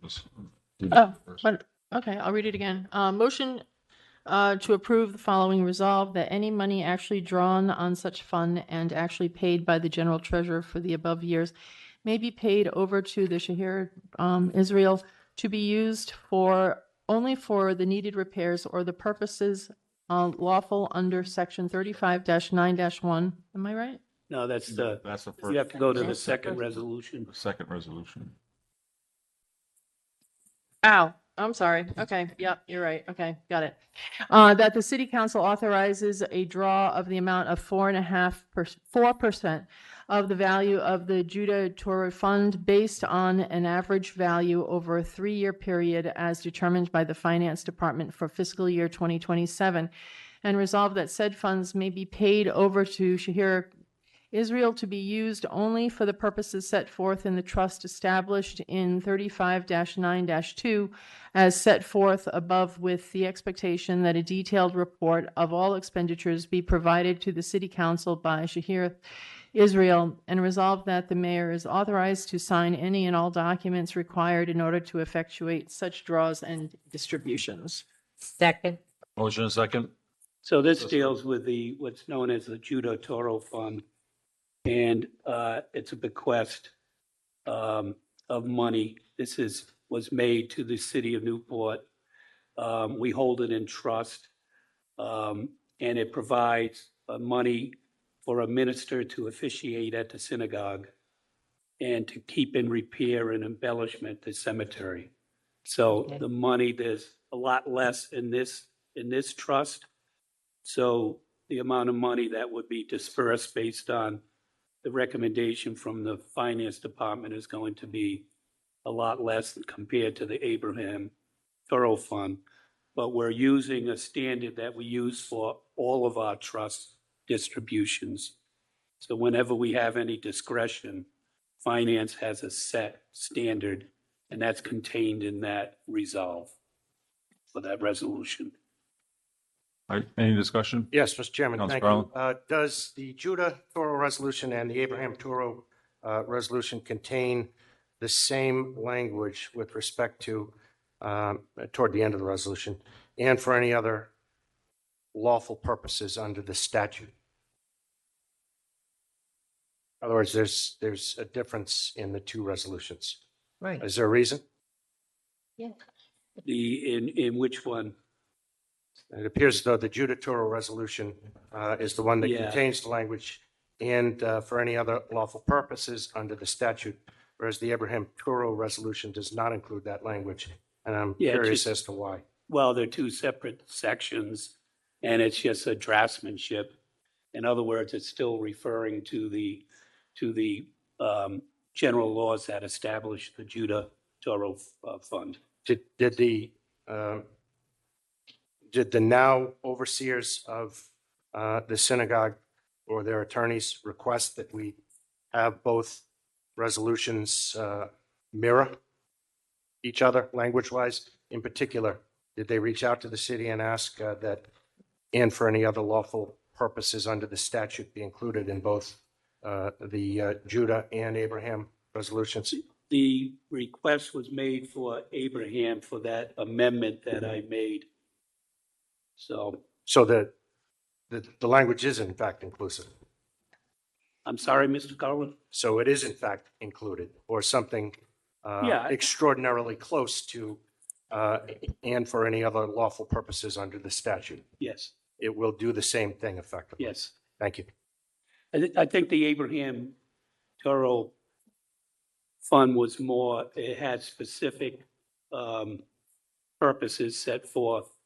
And there was a concern by the congregation that they might only be limited to that use of the funds. So we added that language at their request to allow for to spend on any lawful purposes under the statute. So that's why there's only an amendment in one of them. Thank you. Any other discussion? All those in favor say aye. Aye. Aye. Any opposed? So, Next, communication from Marion Royer, DMD, Captain DC USN, retired, supporting improvement in fluoridation for Newport water. Do I have a second? Second. motion is second. Any discussion? Ms. Roy, how are you today? Very well, thanks. Do you want me to say anything? Please go ahead. You can make a presentation. I'm a general dentist. I've been a dentist for 46 years. I live at 428 Gibbs Ave, Unit 5. Dr. Schwechtenbaum just left. He had to catch the bus back to Providence, but we served on the dental board together, and he just completed 12 years as the dental director of the Department of Health. He's still teaching at Brown. We both still work for CareLink. We come to Village House in St. Clair's and do dental care. And we really feel that there's a need for optimal fluoridation of water for everybody. And I feel very strongly about doing what I can to make that happen in this city. So we're asking for your support just to apply for grants. We realize 3 years ago, we met with the mayor and we've been communicating with Mr. Schultz, but we need just your support so that we can apply for grants to make this happen, because there needs to be an upgrade to the system with the fluoridation. I do realize there's a lot going on with our water system, and I don't want to raise the bills anymore, but we want to apply for some grants to make that happen, because it's something that everybody will benefit from. I'm the school dentist in Newport and Portsmouth too. So I see that at both ends of the spectrum. Any questions? I would support that. Right. All right. All's in favor of this communication, say aye. Aye. Any opposed? Ayes have it. Very well. Thank you Doctor. very much. Thank you very much.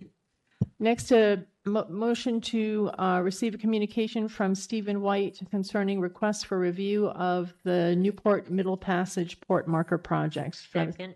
Motion is second. Any discussion? Mr. White, how are you tonight? If you go ahead. 20 Old Beach Road, Newport. Mrs. Johnson would like to join us. We're requesting approval for the design of the Newport Middle Passage Memorial. We have submitted some digital images, and we have a model that we look forward to bringing into the table. I know we need to hold it for about 10 minutes overall. And so that's why I appreciate it. Mrs. J? Thank you so very much. And I'm just going to say a few words and allow Mr. Bonder and Mr. White. Are you going to bring the diagram in? Going to bring bring them in. You know, I'm happy. You know, I'm pleased. You know, I'm excited. Absolutely. To the limit. Because our team has really investigated a lot of time and a lot of effort. And I need to tell you that the expertise that is on this team is so admirable. These people, you sit down and you listen to their plans and you say, that's a purpose. We know what the purpose is. Let's go get it. And that's exactly what they do. And that's why we are back here today. We have with us Julian Bonder, and he did the Nantes slave trade in France. And they have millions of people that have gone through that actual memorial. And you know what? Newport's going to have millions of people come to Newport, not only for the memorial for African Americans, but also for the Martin Lyman Hazard House or the Edward Kane Martha Wallace Center for Black History. And we do have here tonight, and I want to recognize her, and that is Kier Gomes, sitting over there. Mm-hmm. We worked in alliance with her. And when we presented these plans, we presented them to Tree and Open Space, and we presented them to the Port Sculpture Committee. And when we left, you could see the smiles on everybody's faces, the admiration that they had for our courage and for our insistence to continue to make sure that African Americans in the city of Newport are honored. The piece that I love the most, and I love the memorial, especially the illuminating part at night when it's going to light up the sky. The other piece I like the most is what we call the it's going to be like as long as traffic light, from traffic light to traffic light on the square, on the not the square, on the memorial. And it's a panel that's going to be that long, and on that panel other organizations will be able to put their history down, or people can put ads in, come see us, we are part of Newport. And we think that's a very important added piece to our memorial for the visitors that come here, because we'll probably be the first memorial to direct people to other organizations so they can learn more about Newport and its history. So here we go. They brought it in time. Finish, and I am finished.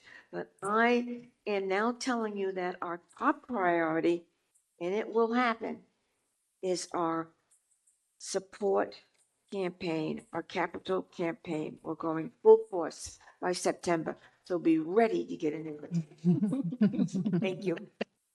Thank you very much. I'd just like to clarify a couple of points before turning it over to the designer, Julian Bonder. We so appreciate working with the city, Colin Kennedy, city manager, Bill Riccio, director of public services, Maureen Cronin, chair of the Tree and Open Space Commission, and Scott Wheeler. We secured the site as outlined in the material that we submitted. I just wanted to say that to the group here. And received site approval last year in May, which we appreciate from the council. We've worked since last summer to develop the design that's presented here. And an important idea with our fundraising is the fundraising is not only for the capital expenses, but it is for a maintenance fund. We are committed to a maintenance fund to support the ongoing maintenance of the space. And we look forward to roughly a next step of working with Rhode on construction and design and construction review with Rhode is next. And we expect a year to 15-month overall construction. And so Julian Bonder is the designer. He is the architect for the memorial to the abolition of slavery in Nantes in France. It's a site that's visited by more than 2 million people so far. And Julian Bonder, please join us. Thank you. Thank you. Thank you so much. Can you hear me? Mm-hmm. Yes. It's an honor and a pleasure to be here before you and before colleagues here, and it's an honor to have joined for so many years the efforts of our dear friends, that are trying to get this project in Newport moving. Now, I have lots of images that probably you've seen, in the deck. There's a slide deck, and we'll just go very quickly, but I'd like to start by saying or by asking a question. It's difficult for me because I'm also a professor of architecture, at Roger Williams University for more than, many years, So it's like 27 years as professor here in Rhode Island. And I'm interested in understanding how we move forward with our commemorative processes and how do we think about memory in public space. Now, I'd like to invite all of us again, if we can, for just 5 seconds to locate in your mind a significant event in your life, something that is important. Just stay 5 seconds, some celebration or something, stay there for 5 seconds. Now, as you see that event, look in your mind's eye the space in which that event took place. 5 seconds. Now, what you've done is a short act of memory. Memory is not an object. Memory is an action. It's a way of thinking about something that happened, perhaps to us. But when we think about public space and when we think about the history and commemorating, the kind of Middle Passage, is a story that is told, but is a story that may be felt, but not specifically, because it may have happened a long time ago. And that's one of the reasons that we create memorials and public spaces. Can we go quickly through the images? I'll just keep going. So we honor, a bit slow. So we honor the lives of captive Africans who perished in the Middle Passage journey and the slave trade, and to celebrate the economic and cultural contributions of survivors of descendants who built Newport and America. This is an extremely important idea. This is the mission statement from the Middle Passage group in Newport. Let's keep going. Keep going. This is just, keep going that, and now we see that this has to do with the kind of all the seacoast, all along the shore of the Atlantic Ocean. Keep going, and you'll see markers in everything. And when Miss J and the team asked me to say, what can we do here? And we said, well, of course, we can put a plaque. But there was something else happening in Newport and in Rhode Island as a way of commemorating and thinking. And that's where it started. Let's keep going. Unmarked sites, we see all the research, and we keep going with that idea. And then we start to think about, okay, what are the connections? And Narragansett Bay is the kind of the center of this story, in Rhode Island. So how can we connect this site and contribute to redefine the physical and cultural landscape in Newport and Rhode Island? It's a question, that we have in our minds. Keep going with this. So there's a history of this place, history and slavery, and keep going with this. And the key here is that we intend to commemorate, but to invite present and future generations to grapple with the lesson that was articulated by a complex past, as Coretta Scott King reminds us. Struggle is a never-ending process. Freedom is never really won. You earn it and win it in every generation. I think this is an important thing that we are trying to unfold here. Let's keep going with this. Now, the key of this is how do we ask questions in public space? James Baldwin suggests that the questions that we ask ourselves begin at least to illuminate the world and are the key to the experience of others. Keep going with that. That's an image of the memorial in France that was mentioned before. Going with this. So, again, with James Baldwin, we must say yes to life and embrace it. It's an affirmation of life, what we intend to do here. Keep going with this. We'll keep moving faster. Again, the idea is this is an instrument for memory. It's not an object. Keep going with this. We think about contemplation, we think about public assembly, and we think about materials, that is wood. And we'll get to three things that are important. The experience of passage, the idea of a vessel, sight as a vessel, and a journey as an experience. Let's keep going with that. So those two are these. And then we see the site. Historic map of Newport, the location of the site, the triangular space there. One more. Keep going with this. Yeah, and we'll see one more. And then we begin to see the history of the site, construction of Newport, one more. And we see the cobblestones on Thames Street that Miss J, many times alluded to. What is to walk the streets? And we'll see how we intend to think about this place as of now. More. That's the site. Now, the Newport Middle Passage is envisioned as a journey. As a journey that will invite visitors to engage in a memorable experience. Next one. More. You see the site, the survey, and then the design of the process. Oops, next one. Yeah.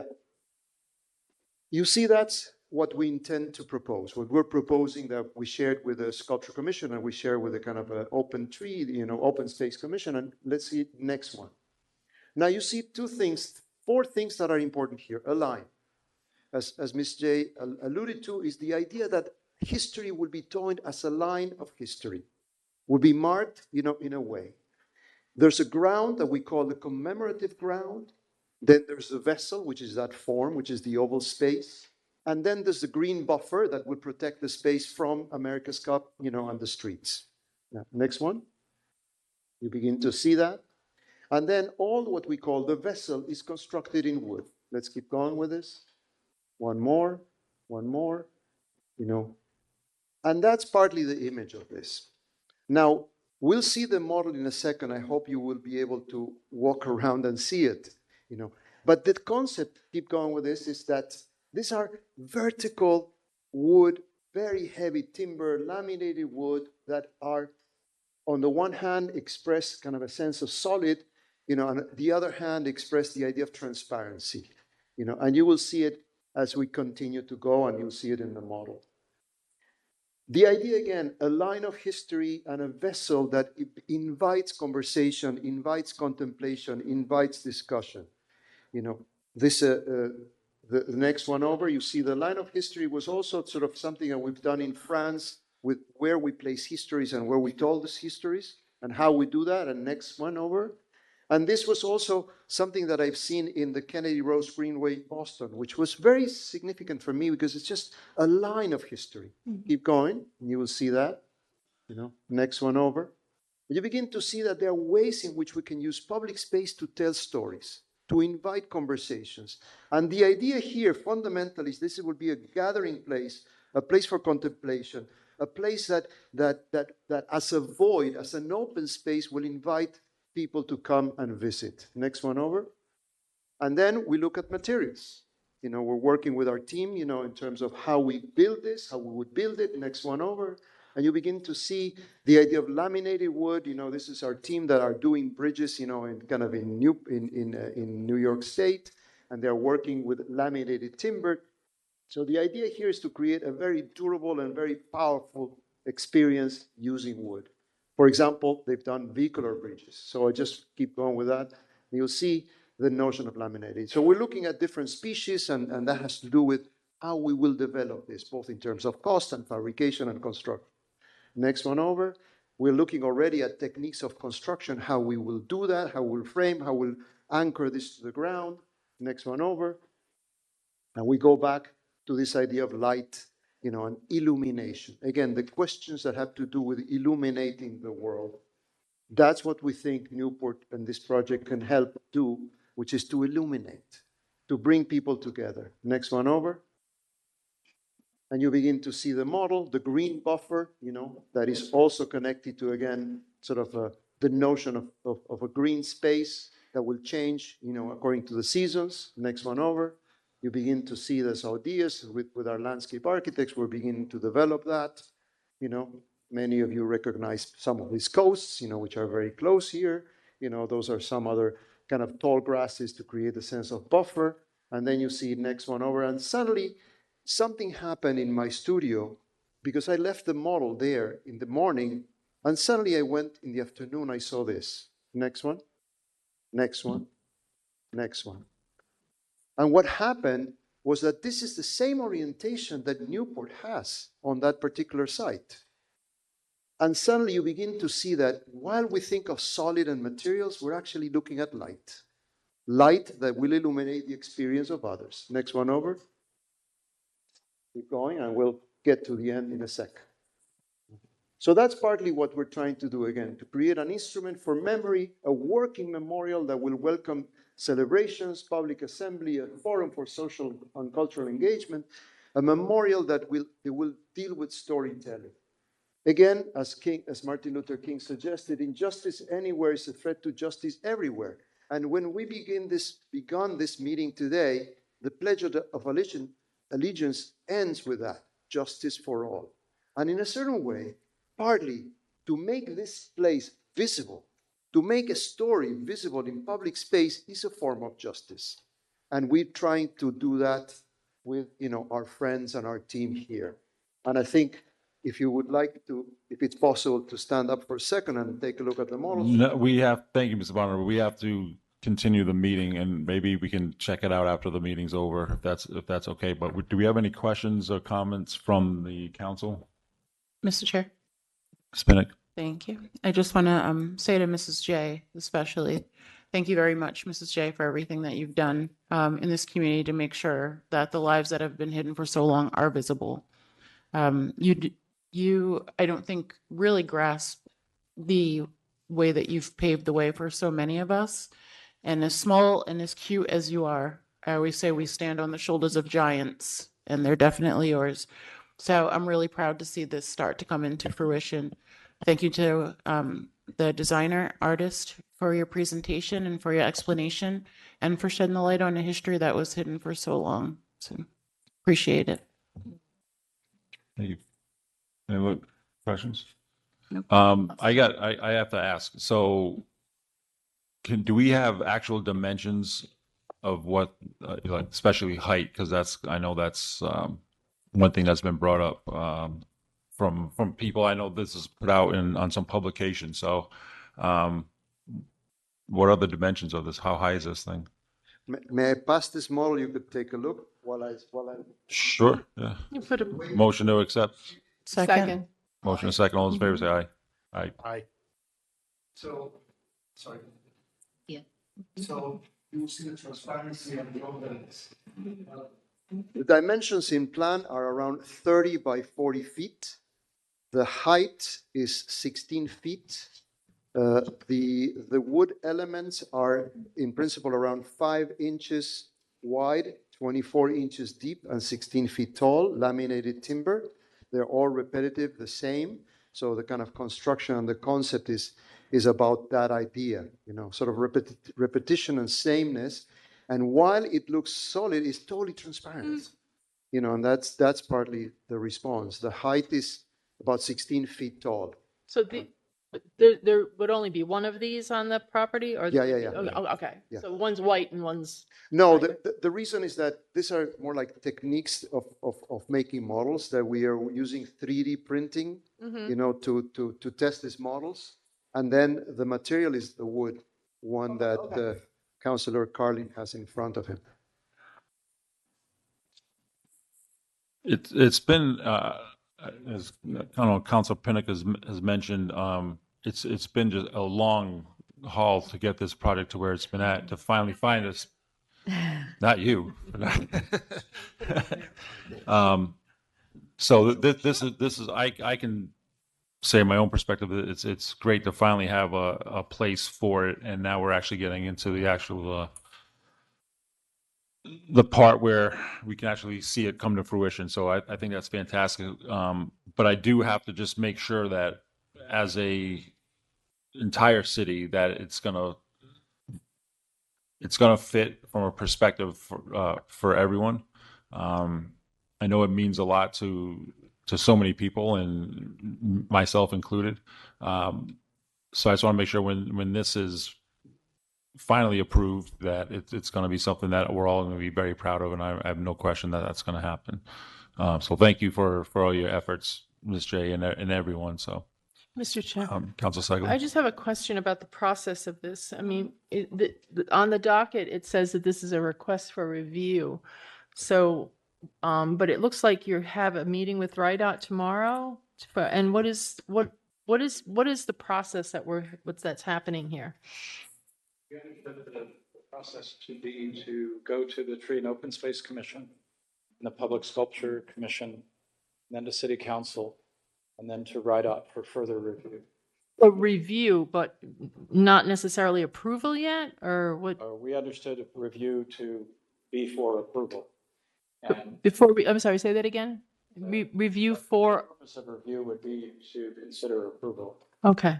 And understanding earlier in the process that ultimately projects on Rhode property are reviewed by their team of design. Sure. I'm just wondering if the Rhode should be looking at this before us. I'm. So Rhode certainly will. Rhode needs to see the construction plans and determine if they are acceptable from their perspective. The elephant in the room here is that some of you appear to have some concerns about scope, particularly height. And I would opine that nothing can, the group does not have permission to continue with fundraising and construction unless you approve of the design. So that would come in the form of a resolution contingent on Rhode approval. I think that's the next step. And if there are discussions that need to take place between groups and the Tree and Open Space Commission and the Public Sculpture Commission community, this would be the time. This is the moment to do that prior to the commitment to any fundraising and ultimate design. Okay, so the approval would come to us in the form of a resolution. Yes, Council. I think you submit one of you submits a resolution, receives co-sponsors that ultimately speak to what you're willing to send to Rhode, and then it proceeds from there. Okay. I have a quick. Could I ask Julian Bonder a question? I like the design. I think it's very beautiful, and I like the fact that the light goes through it. I'm a little concerned, and just tell me your experience with having these, sort of wall with sections between that allow light, certainly. What is your experience with people hiding in there, or people, I mean, we have a very busy downtown, and, it's just, I mean, how does that work in your experience with these types of structures? Thank you for the question. It is an extremely interesting question because at some level, one can say that anytime there is a structure or a sculpture or a public space, there will be questions about how you keep it, how you maintain it, how you use it, what is proper, what is not proper. All of those things are really important. Now, I believe that all of those can be solved and discussed and developed. There are many examples of large public spaces in the world, memorials. The one that we designed in France is around 350 meters, 350 yards long, and is an underground space, that 2 million people visited in more than 12 years. And the city has embraced the challenge, let's say, of a project, of such a project, and has adopted the idea that this becomes a pedagogical place, becomes a place for not only tourism, but for learning, for classes and discussion. But from your experience,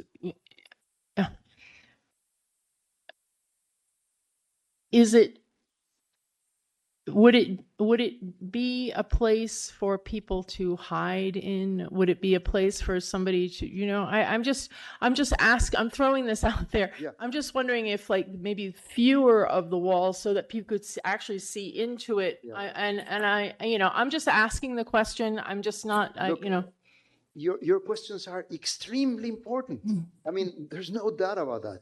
We have probably 100 different models. We tried more separation, less separation, bigger, smaller, taller, curvy, not curvy. We can show you all of that, which is in our boxes, in our toolkit. But one of the things that we discovered is that there's a certain proportion of openness and closeness that happens here that appears to be working very well at many levels. Now, the approach to the project we had before when we were working in Liberty Square was much more enclosed. And we started this phase with the same form,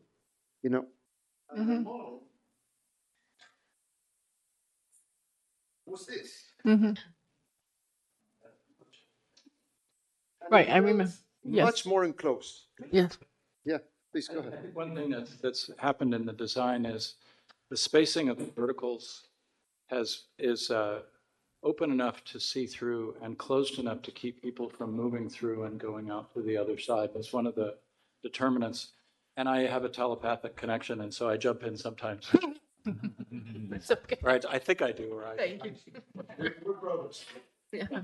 No, but I think that's a very important point, and I do believe that all of this needs what we call calibration.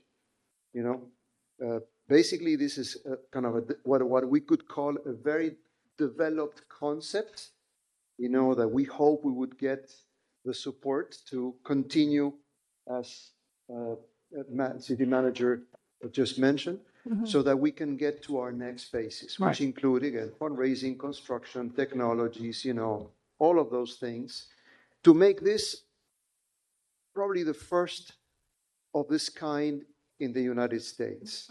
And we have supporters, not only our group, but, part of our board or advisor is, Professor Henry Louis Gates, whom you may perhaps know, who's the chairman of, is professor at Harvard, but he's also director of the Hutchins Center. You may have in PBS. So he loves this project and he wants to support, he said, the first thing in all the United States to be done in Newport. He's really into it to help us. Thank you. Send us a video, share with you. Thank you. Mr. Chair. Council Smythe? I just want to thank you for all your hard work. I know that this is many years in the making. There have been many meetings with the Tree and Open Space from multiple design perspectives. I am happy to write up a resolution to present at our next council meeting requesting council approval and to move forward to present to RIDOT. Will we know RIDOT's approval or their opinion before that? I just feel that that's important. We won't. So as the council, you're approving a communication to RIDOT saying, here are our construction plans. Okay. But RIDOT can, it's within their prerogative to make changes or make requests on their property. Okay, thank you. Please go Mr. onto the Chairman. podium and stay. Marion White, and Thank you, I'm Marion. 20 Old Beach Road. And I just wanted to say that as the project manager on this for this Middle Passage, I have spoken to RIDOT all along the way. They have seen some of this stuff. They really don't want to get too involved. Since it's in your city, they understand that. They want to do like line of sight to your point of the height. So they'll do all of that kind of evaluation, and they will also determine other safety measures Okay. and so forth. So That's good. But they prefer to do it from more of a technical point of view. Yep, that's what I'm looking for, is the more technical. Councilor Cronley. Thank you, So Mr. I Chairman. invited them to these meetings, but they said they'd rather wait until. And Thank you. thank you all for the Thank you. presentation. Vicky, thank you very much for your hard work on this. And as to at least a certain degree, the face of this project. Though it is honorable that that Councilor Smythe would put forward a resolution like that, we certainly will not have any final outcome from the Rhode Island Department of Transportation or others, I presume, before the first week of November. So I caution that with at least 3 new members of the City Council coming on board as of December 1st, that new council will certainly want to review almost every aspect of what you're putting forward. Let's not rush with such a resolution, though I commend you for the idea. All right. If no further discussion, we can take a vote on receiving the communication. All those in favor say aye. Aye. Any opposed? Ayes have it. Thank you. Thank you very much Thank for you the very much. presentation. Thank you. Okay. Action item 6649, the city manager along with the IT department recommends Thank you, Mr. Bonner. the That's council great. approve the acceptance of a grant award of $262,500 from Rhode Island Emergency Management on behalf of Federal Emergency Management's SLCGP to purchase and implement replacement core switching hardware. This is currently budgeted and I move approval. Second. All right, motion and second. Any discussion? All those in favor say aye. Aye. Action item 6650, the preservation planner within the Department of Planning and Development recommends the award of RFP 2026 FIN 004 to Brewster Thornton Group Architects of Providence, Rhode Island for the completion of the Newport Navy Hospital feasibility study. This is currently budgeted. I move approval. Second. We got motion and second. Any discussion? All those in favor say aye. Aye. Action item 6651, the Department of Public Services recommends approval of the contract for restoration of the Rogers High School tennis courts at a not to exceed $390,408. This is currently budgeted. I move approval. Second. A motion and second. Any discussion? Mr. Chairman? Councilor Carlin. Thank you, Mr. Chairman.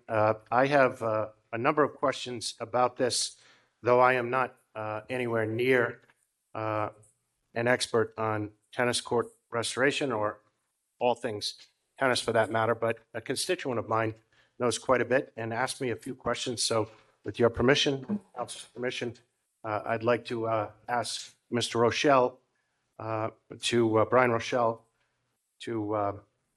unless there is any other questions from the council, to ask the questions of the council, which we will then ask of the administration regarding the project. Mr. Rochelle brought a number of good questions to my attention, and I am afraid I just could not answer them based on the supporting documents that the city provided. With your permission, Mr. Chairman. Mr. Brian? Brian Rochelle, 214 Carroll Avenue. Actually, a lot of my questions have been answered based on the documentation you provided, Counselor. It actually looks like a pretty good project. My only, I think, remaining questions are, what's the time frame of this? And just so you know, I'm sort of here, I've spoken with the AD, who could not be here, and the tennis coach, who could not be here tonight. I have a daughter on the tennis team, so I have a bit of an interest here as well. And so the tennis team begins their practices this summer on or about the 17th of August. Is this intended to be done, quick, fast, in a hurry like, or is this something that's going to need to be done and they're going to push these kids somewhere else? Real quick, Mr. Chairman, Brian, the AD being the athletic director Correct. at Rogers High School, Yes. correct? Yes, John Hano. So those are really the questions, is really what the timing is like, and then if it is going to go forward, which based on what I've seen, it certainly makes sense to go forward either in the fall or the spring, because winter construction for this stuff, it doesn't adhere well in cold weather. So, Mr. Chairman, one more question, Brian. If I might, when does the tennis practice begin for the Rogers students? 17th of August. For the girls. Is the current facility, the current court on Old Fort, suitable for use for practice? No, absolutely Okay, not. thank you. They really, when they brought the kids outside, when the gym came down and they started using it even all winter, they utilized those tennis courts for everything, and they just took a beating. Thank you. Really. So. All right, can we get an answer from Mr. Rochelle's question about? I'll defer to Director of Public Services and the timing. Bill, could you help answer the question about timing? I will know while he's walking up that as much as we would like to have the courts available for practice, if they're not suitable for practice, that's an issue. That's an issue. So in that sense. All right, hi, Mr. Riccio. Bill Riccio, Director of Public Services. We don't have a defined schedule yet, because what usually happens is after an award by council, we then have to go through all the contract administration and get signatures, et cetera, but we will work, as we would always do, with all parties involved to best accommodate schedules across the board. So I agree, if they're not, 100% usable by the team, it's better to get it done as rapidly as possible to prepare for the next. Mr. Chair. Realistically, though, if we were to sign everything and get everything okay tomorrow, what would be the feasibility of getting done by the 17th? Probably slim to none. That's what I don't know off the top of my head, where the contractor has worked this into his schedule, but that's an easy call we can make. Yeah, got it. Councilor Egley? Is there a plan? I mean, I know the director isn't here, but I mean, is there a plan to have them go to Carroll Avenue, or where the the new courts there, or I mean, the two brand new courts. The two brand new courts, yes. And they've used those in the past. Or the other Pop Flack. And that would be, when I talked to the coach, he said he could do some of that summer. It's, they do ladder play to make sure who's going to be number 1 and 2 and so forth. That could be done up at alternate courts, but then they would need the city's coordination to restrict those for the time of kids. Right. So we could get off. Right. We can. That we can do that. Yeah. Mr. Chairman. Councilor Carlin. Thank you. Thanks, Brian. Bill, just one counselor asking, but I'm sure my colleagues would agree. Let's give priority, please, for the use of the courts at the Rich. We did spend an enormous amount of money on that, Councilor Segley. Thank you. It was about $740,000 for both the courts, tennis-wise and basketball-wise, a redo about 19 months ago. So Bill, let's give priority, please, to the kids. Thanks. Any further questions? All right. All those in favor say aye. Aye. Any opposed? Ayes have it. Action item 6652, the Department of Public Services recommends approval of the contract for the purchase and installation of a splash pad and shade structure with ADA accessible sidewalks and fencing for the John Chafee Recreation Area at a not-to-exceed cost of $421,642.73. This is currently budgeted. I move approval. Second. Motion is second. Any discussion? All those in favor say aye. Aye. Any opposed?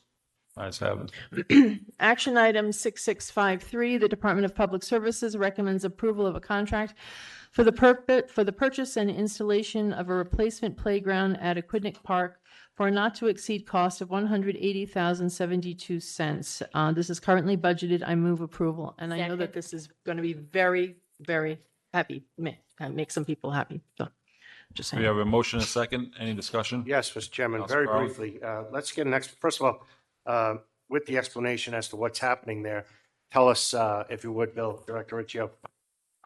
I know, my colleagues know, administration knows, but for the public, tell us where Aquidneck Park is and what you're doing there with this award. This is the playground adjacent to the Edward King House. And this is a complete upgrade of the existing facility due to current conditions. It's been part of our playground CIP for a number of years. And as you know, we try to do one a year. A couple of years ago with some ARPA funds, we were able to execute on 4. So we have a lot throughout the city. So we're trying to make them equal throughout and usable for a complete spectrum of ages. Appreciate that. It is physically located in the 3rd Ward, but like the prior item at the Chafee Recreation Area, doesn't make a difference. Ward lines don't make a difference here. It's a city. To Councilor Segley's excellent point, it's going to make a lot of people happy, especially the young ones. Mhm. Thank you, Bill. Council Segley? That's it. Thank you, Bill. Without further discussion, all those in favor say aye. Aye. Any opposed? Ayes have it. Action item 6654, the Department of Public Services recommends approval of the contract for the purchase of one 2027 Ford Transit cargo van for a not to exceed amount of $62,880.50 from McGovern MHQ of Oxford, Massachusetts. This is currently budgeted. I move approval. Second. Motion is second. Any discussion? All those in favor say aye. Aye. The Department of Public Services recommends approval of a contract with VHB Inc. of Providence, Rhode Island to provide consultant engineering services for design and construction administration services based on their submitted proposal for the not-to-exceed total amount of $168,400 to redesign the traffic and pedestrian signal and intersection at K Street, Toro Street, and Bellevue Avenue. This is currently budgeted. I move approval. Second. Motion is second. Any discussion? All those in favor say aye. Aye. Action item 6656, the Grants Office within the Department of Resilience and Sustainability recommends the City Council authorize submission of an application to FEMA fiscal year 2024 Flood Mitigation Assistance Program, requesting a not to exceed $300,000 request for support of a voluntary flood audit pilot program for residential homes in Newport's Historic Point neighborhood. The project requires 25% non-federal cost share estimated at not to exceed $100,000, which will be included in the fiscal year 28 CIP. If awarded, grant funding will support a partnership with the Point Association, the Newport Restoration Foundation, and Inshore Corporation to provide homeowners with individual flood risk assessments and resilience recommendations. I move approval. Second. Mr. Chairman, just a quick point of Motion order. is second. All those in. Quick point of order. Discussion? Yes, go ahead. Good talk. Thank you. I do have a question about this action item, but I want to note for the Vice Chair that we do need to address action item number 13. I don't think we addressed the Did I traffic skip signal improvement project. Did we? Yeah, we just did it. We did. I Yeah. thought we were addressing. We did, yeah, right before that was the Bellevue Avenue. Beg your pardon. I lost that then. Question I have regarding the FEMA application. with respect to the flood audit pilot project and the point. Will we, for the administration, include the entire point? Very specifically, will we include Marsh Street, Poplar Street, Elm Street, all of Second, all of Third, and all of Washington, please? Yes. Oh, I'm sorry. You, Director Crane, do you want to add anything? Teresa Crane, Director of Resilience and Sustainability. The answer is yes. Thank you. All right. Any further discussion? All those in favor say aye. Aye.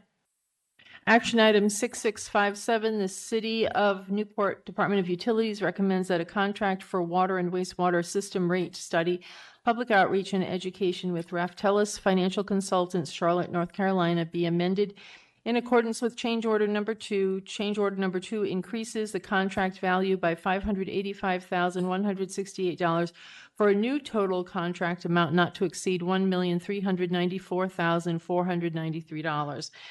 The amendment authorizes Phase 2 implementation services to support establishment of a stormwater fee, changes to Water Pollution Control Division rate structure and rates, billing readiness, public education and outreach, and post and go live support. Staff further recommends that the council chair be authorized to execute the change order and related contract documents. I move approval. Second. Motion and second. Any discussion? Yes, this is currently I'll budgeted, Mr. Chair. All right. All those in favor say aye. Aye. Action item 6658, the Grants Office within the Department of Resilience and Sustainability, in collaboration with the Harbors Department, recommends that the City Council authorize acceptance of a $1,433,647 grant from the Division of Marine Fisheries of the Rhode Island Department of Environmental Management. The grant comes from the fiscal year 25 Boating Infrastructure Grant Program Tier 2 and has been awarded to support construction of the Ann Street Pier expansion project. This is currently budgeted. I move approval. Second. All right. Motion and second. Any discussion? Mr. Chairman? Council Carlin. Thank you to the administration for, first of all, pursuing this. Thank you to the Rhode Island Department of Environmental Management for issuing the grant funding to the city. Question, if the $1.3 million grant exceeds the cost of the Ann Street Pier expansion project, I don't know if Director Crane is still here. Mr. Crullo, if we spend more or less, I should say, than the 1.43 million provided by DEM, will we as a city be permitted to use the excess funding for other similar projects within the city, or are we grant restricted on this? No.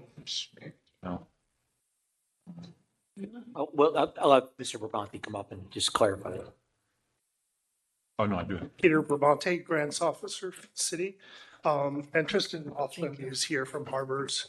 But the purposes of the funds are restricted specifically to the Ann Street Pier project, and that project is expected to run much more than the 1.4 million. There is a match of 900,000 to meet it, so it would just go toward that project. Thank you for the answer. Is the match of 900,000 plus included in the budget by way of the fiscal 27 budget by way of the capital improvement plan?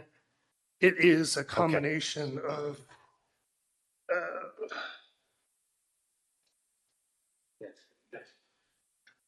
Combination of both the CIP and bond. CIP and the bond money.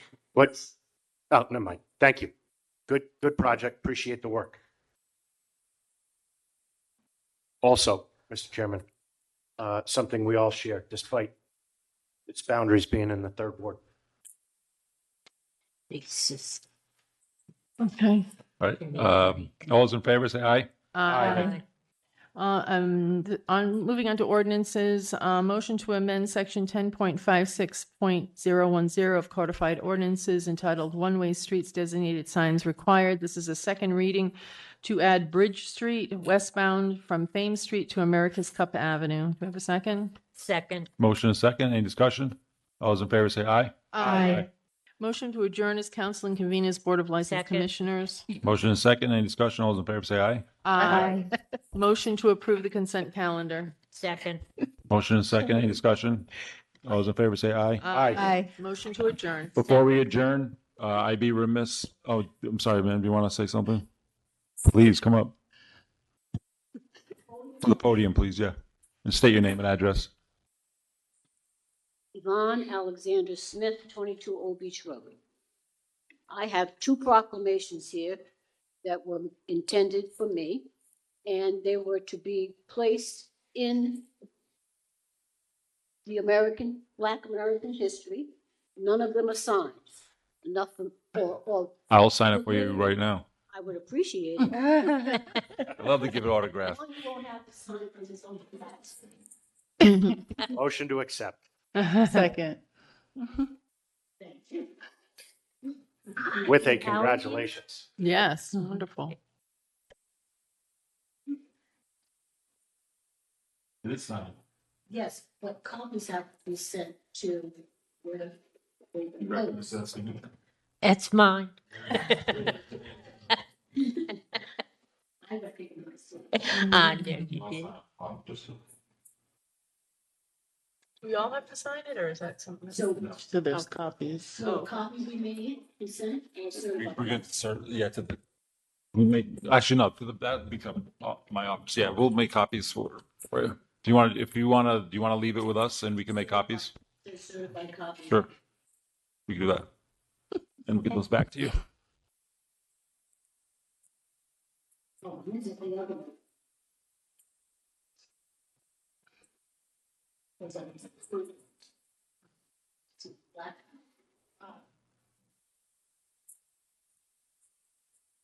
This is Harry Winters. Oh. Yes, they're in. I know.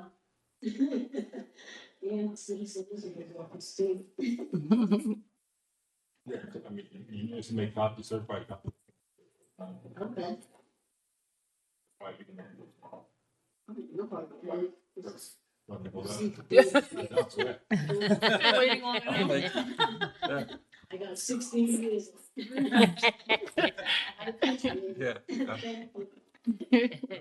And before we join us, I have to say this. Spectacular blazer color on you, Council Carlin. I love that. That is fantastic. Appreciate it.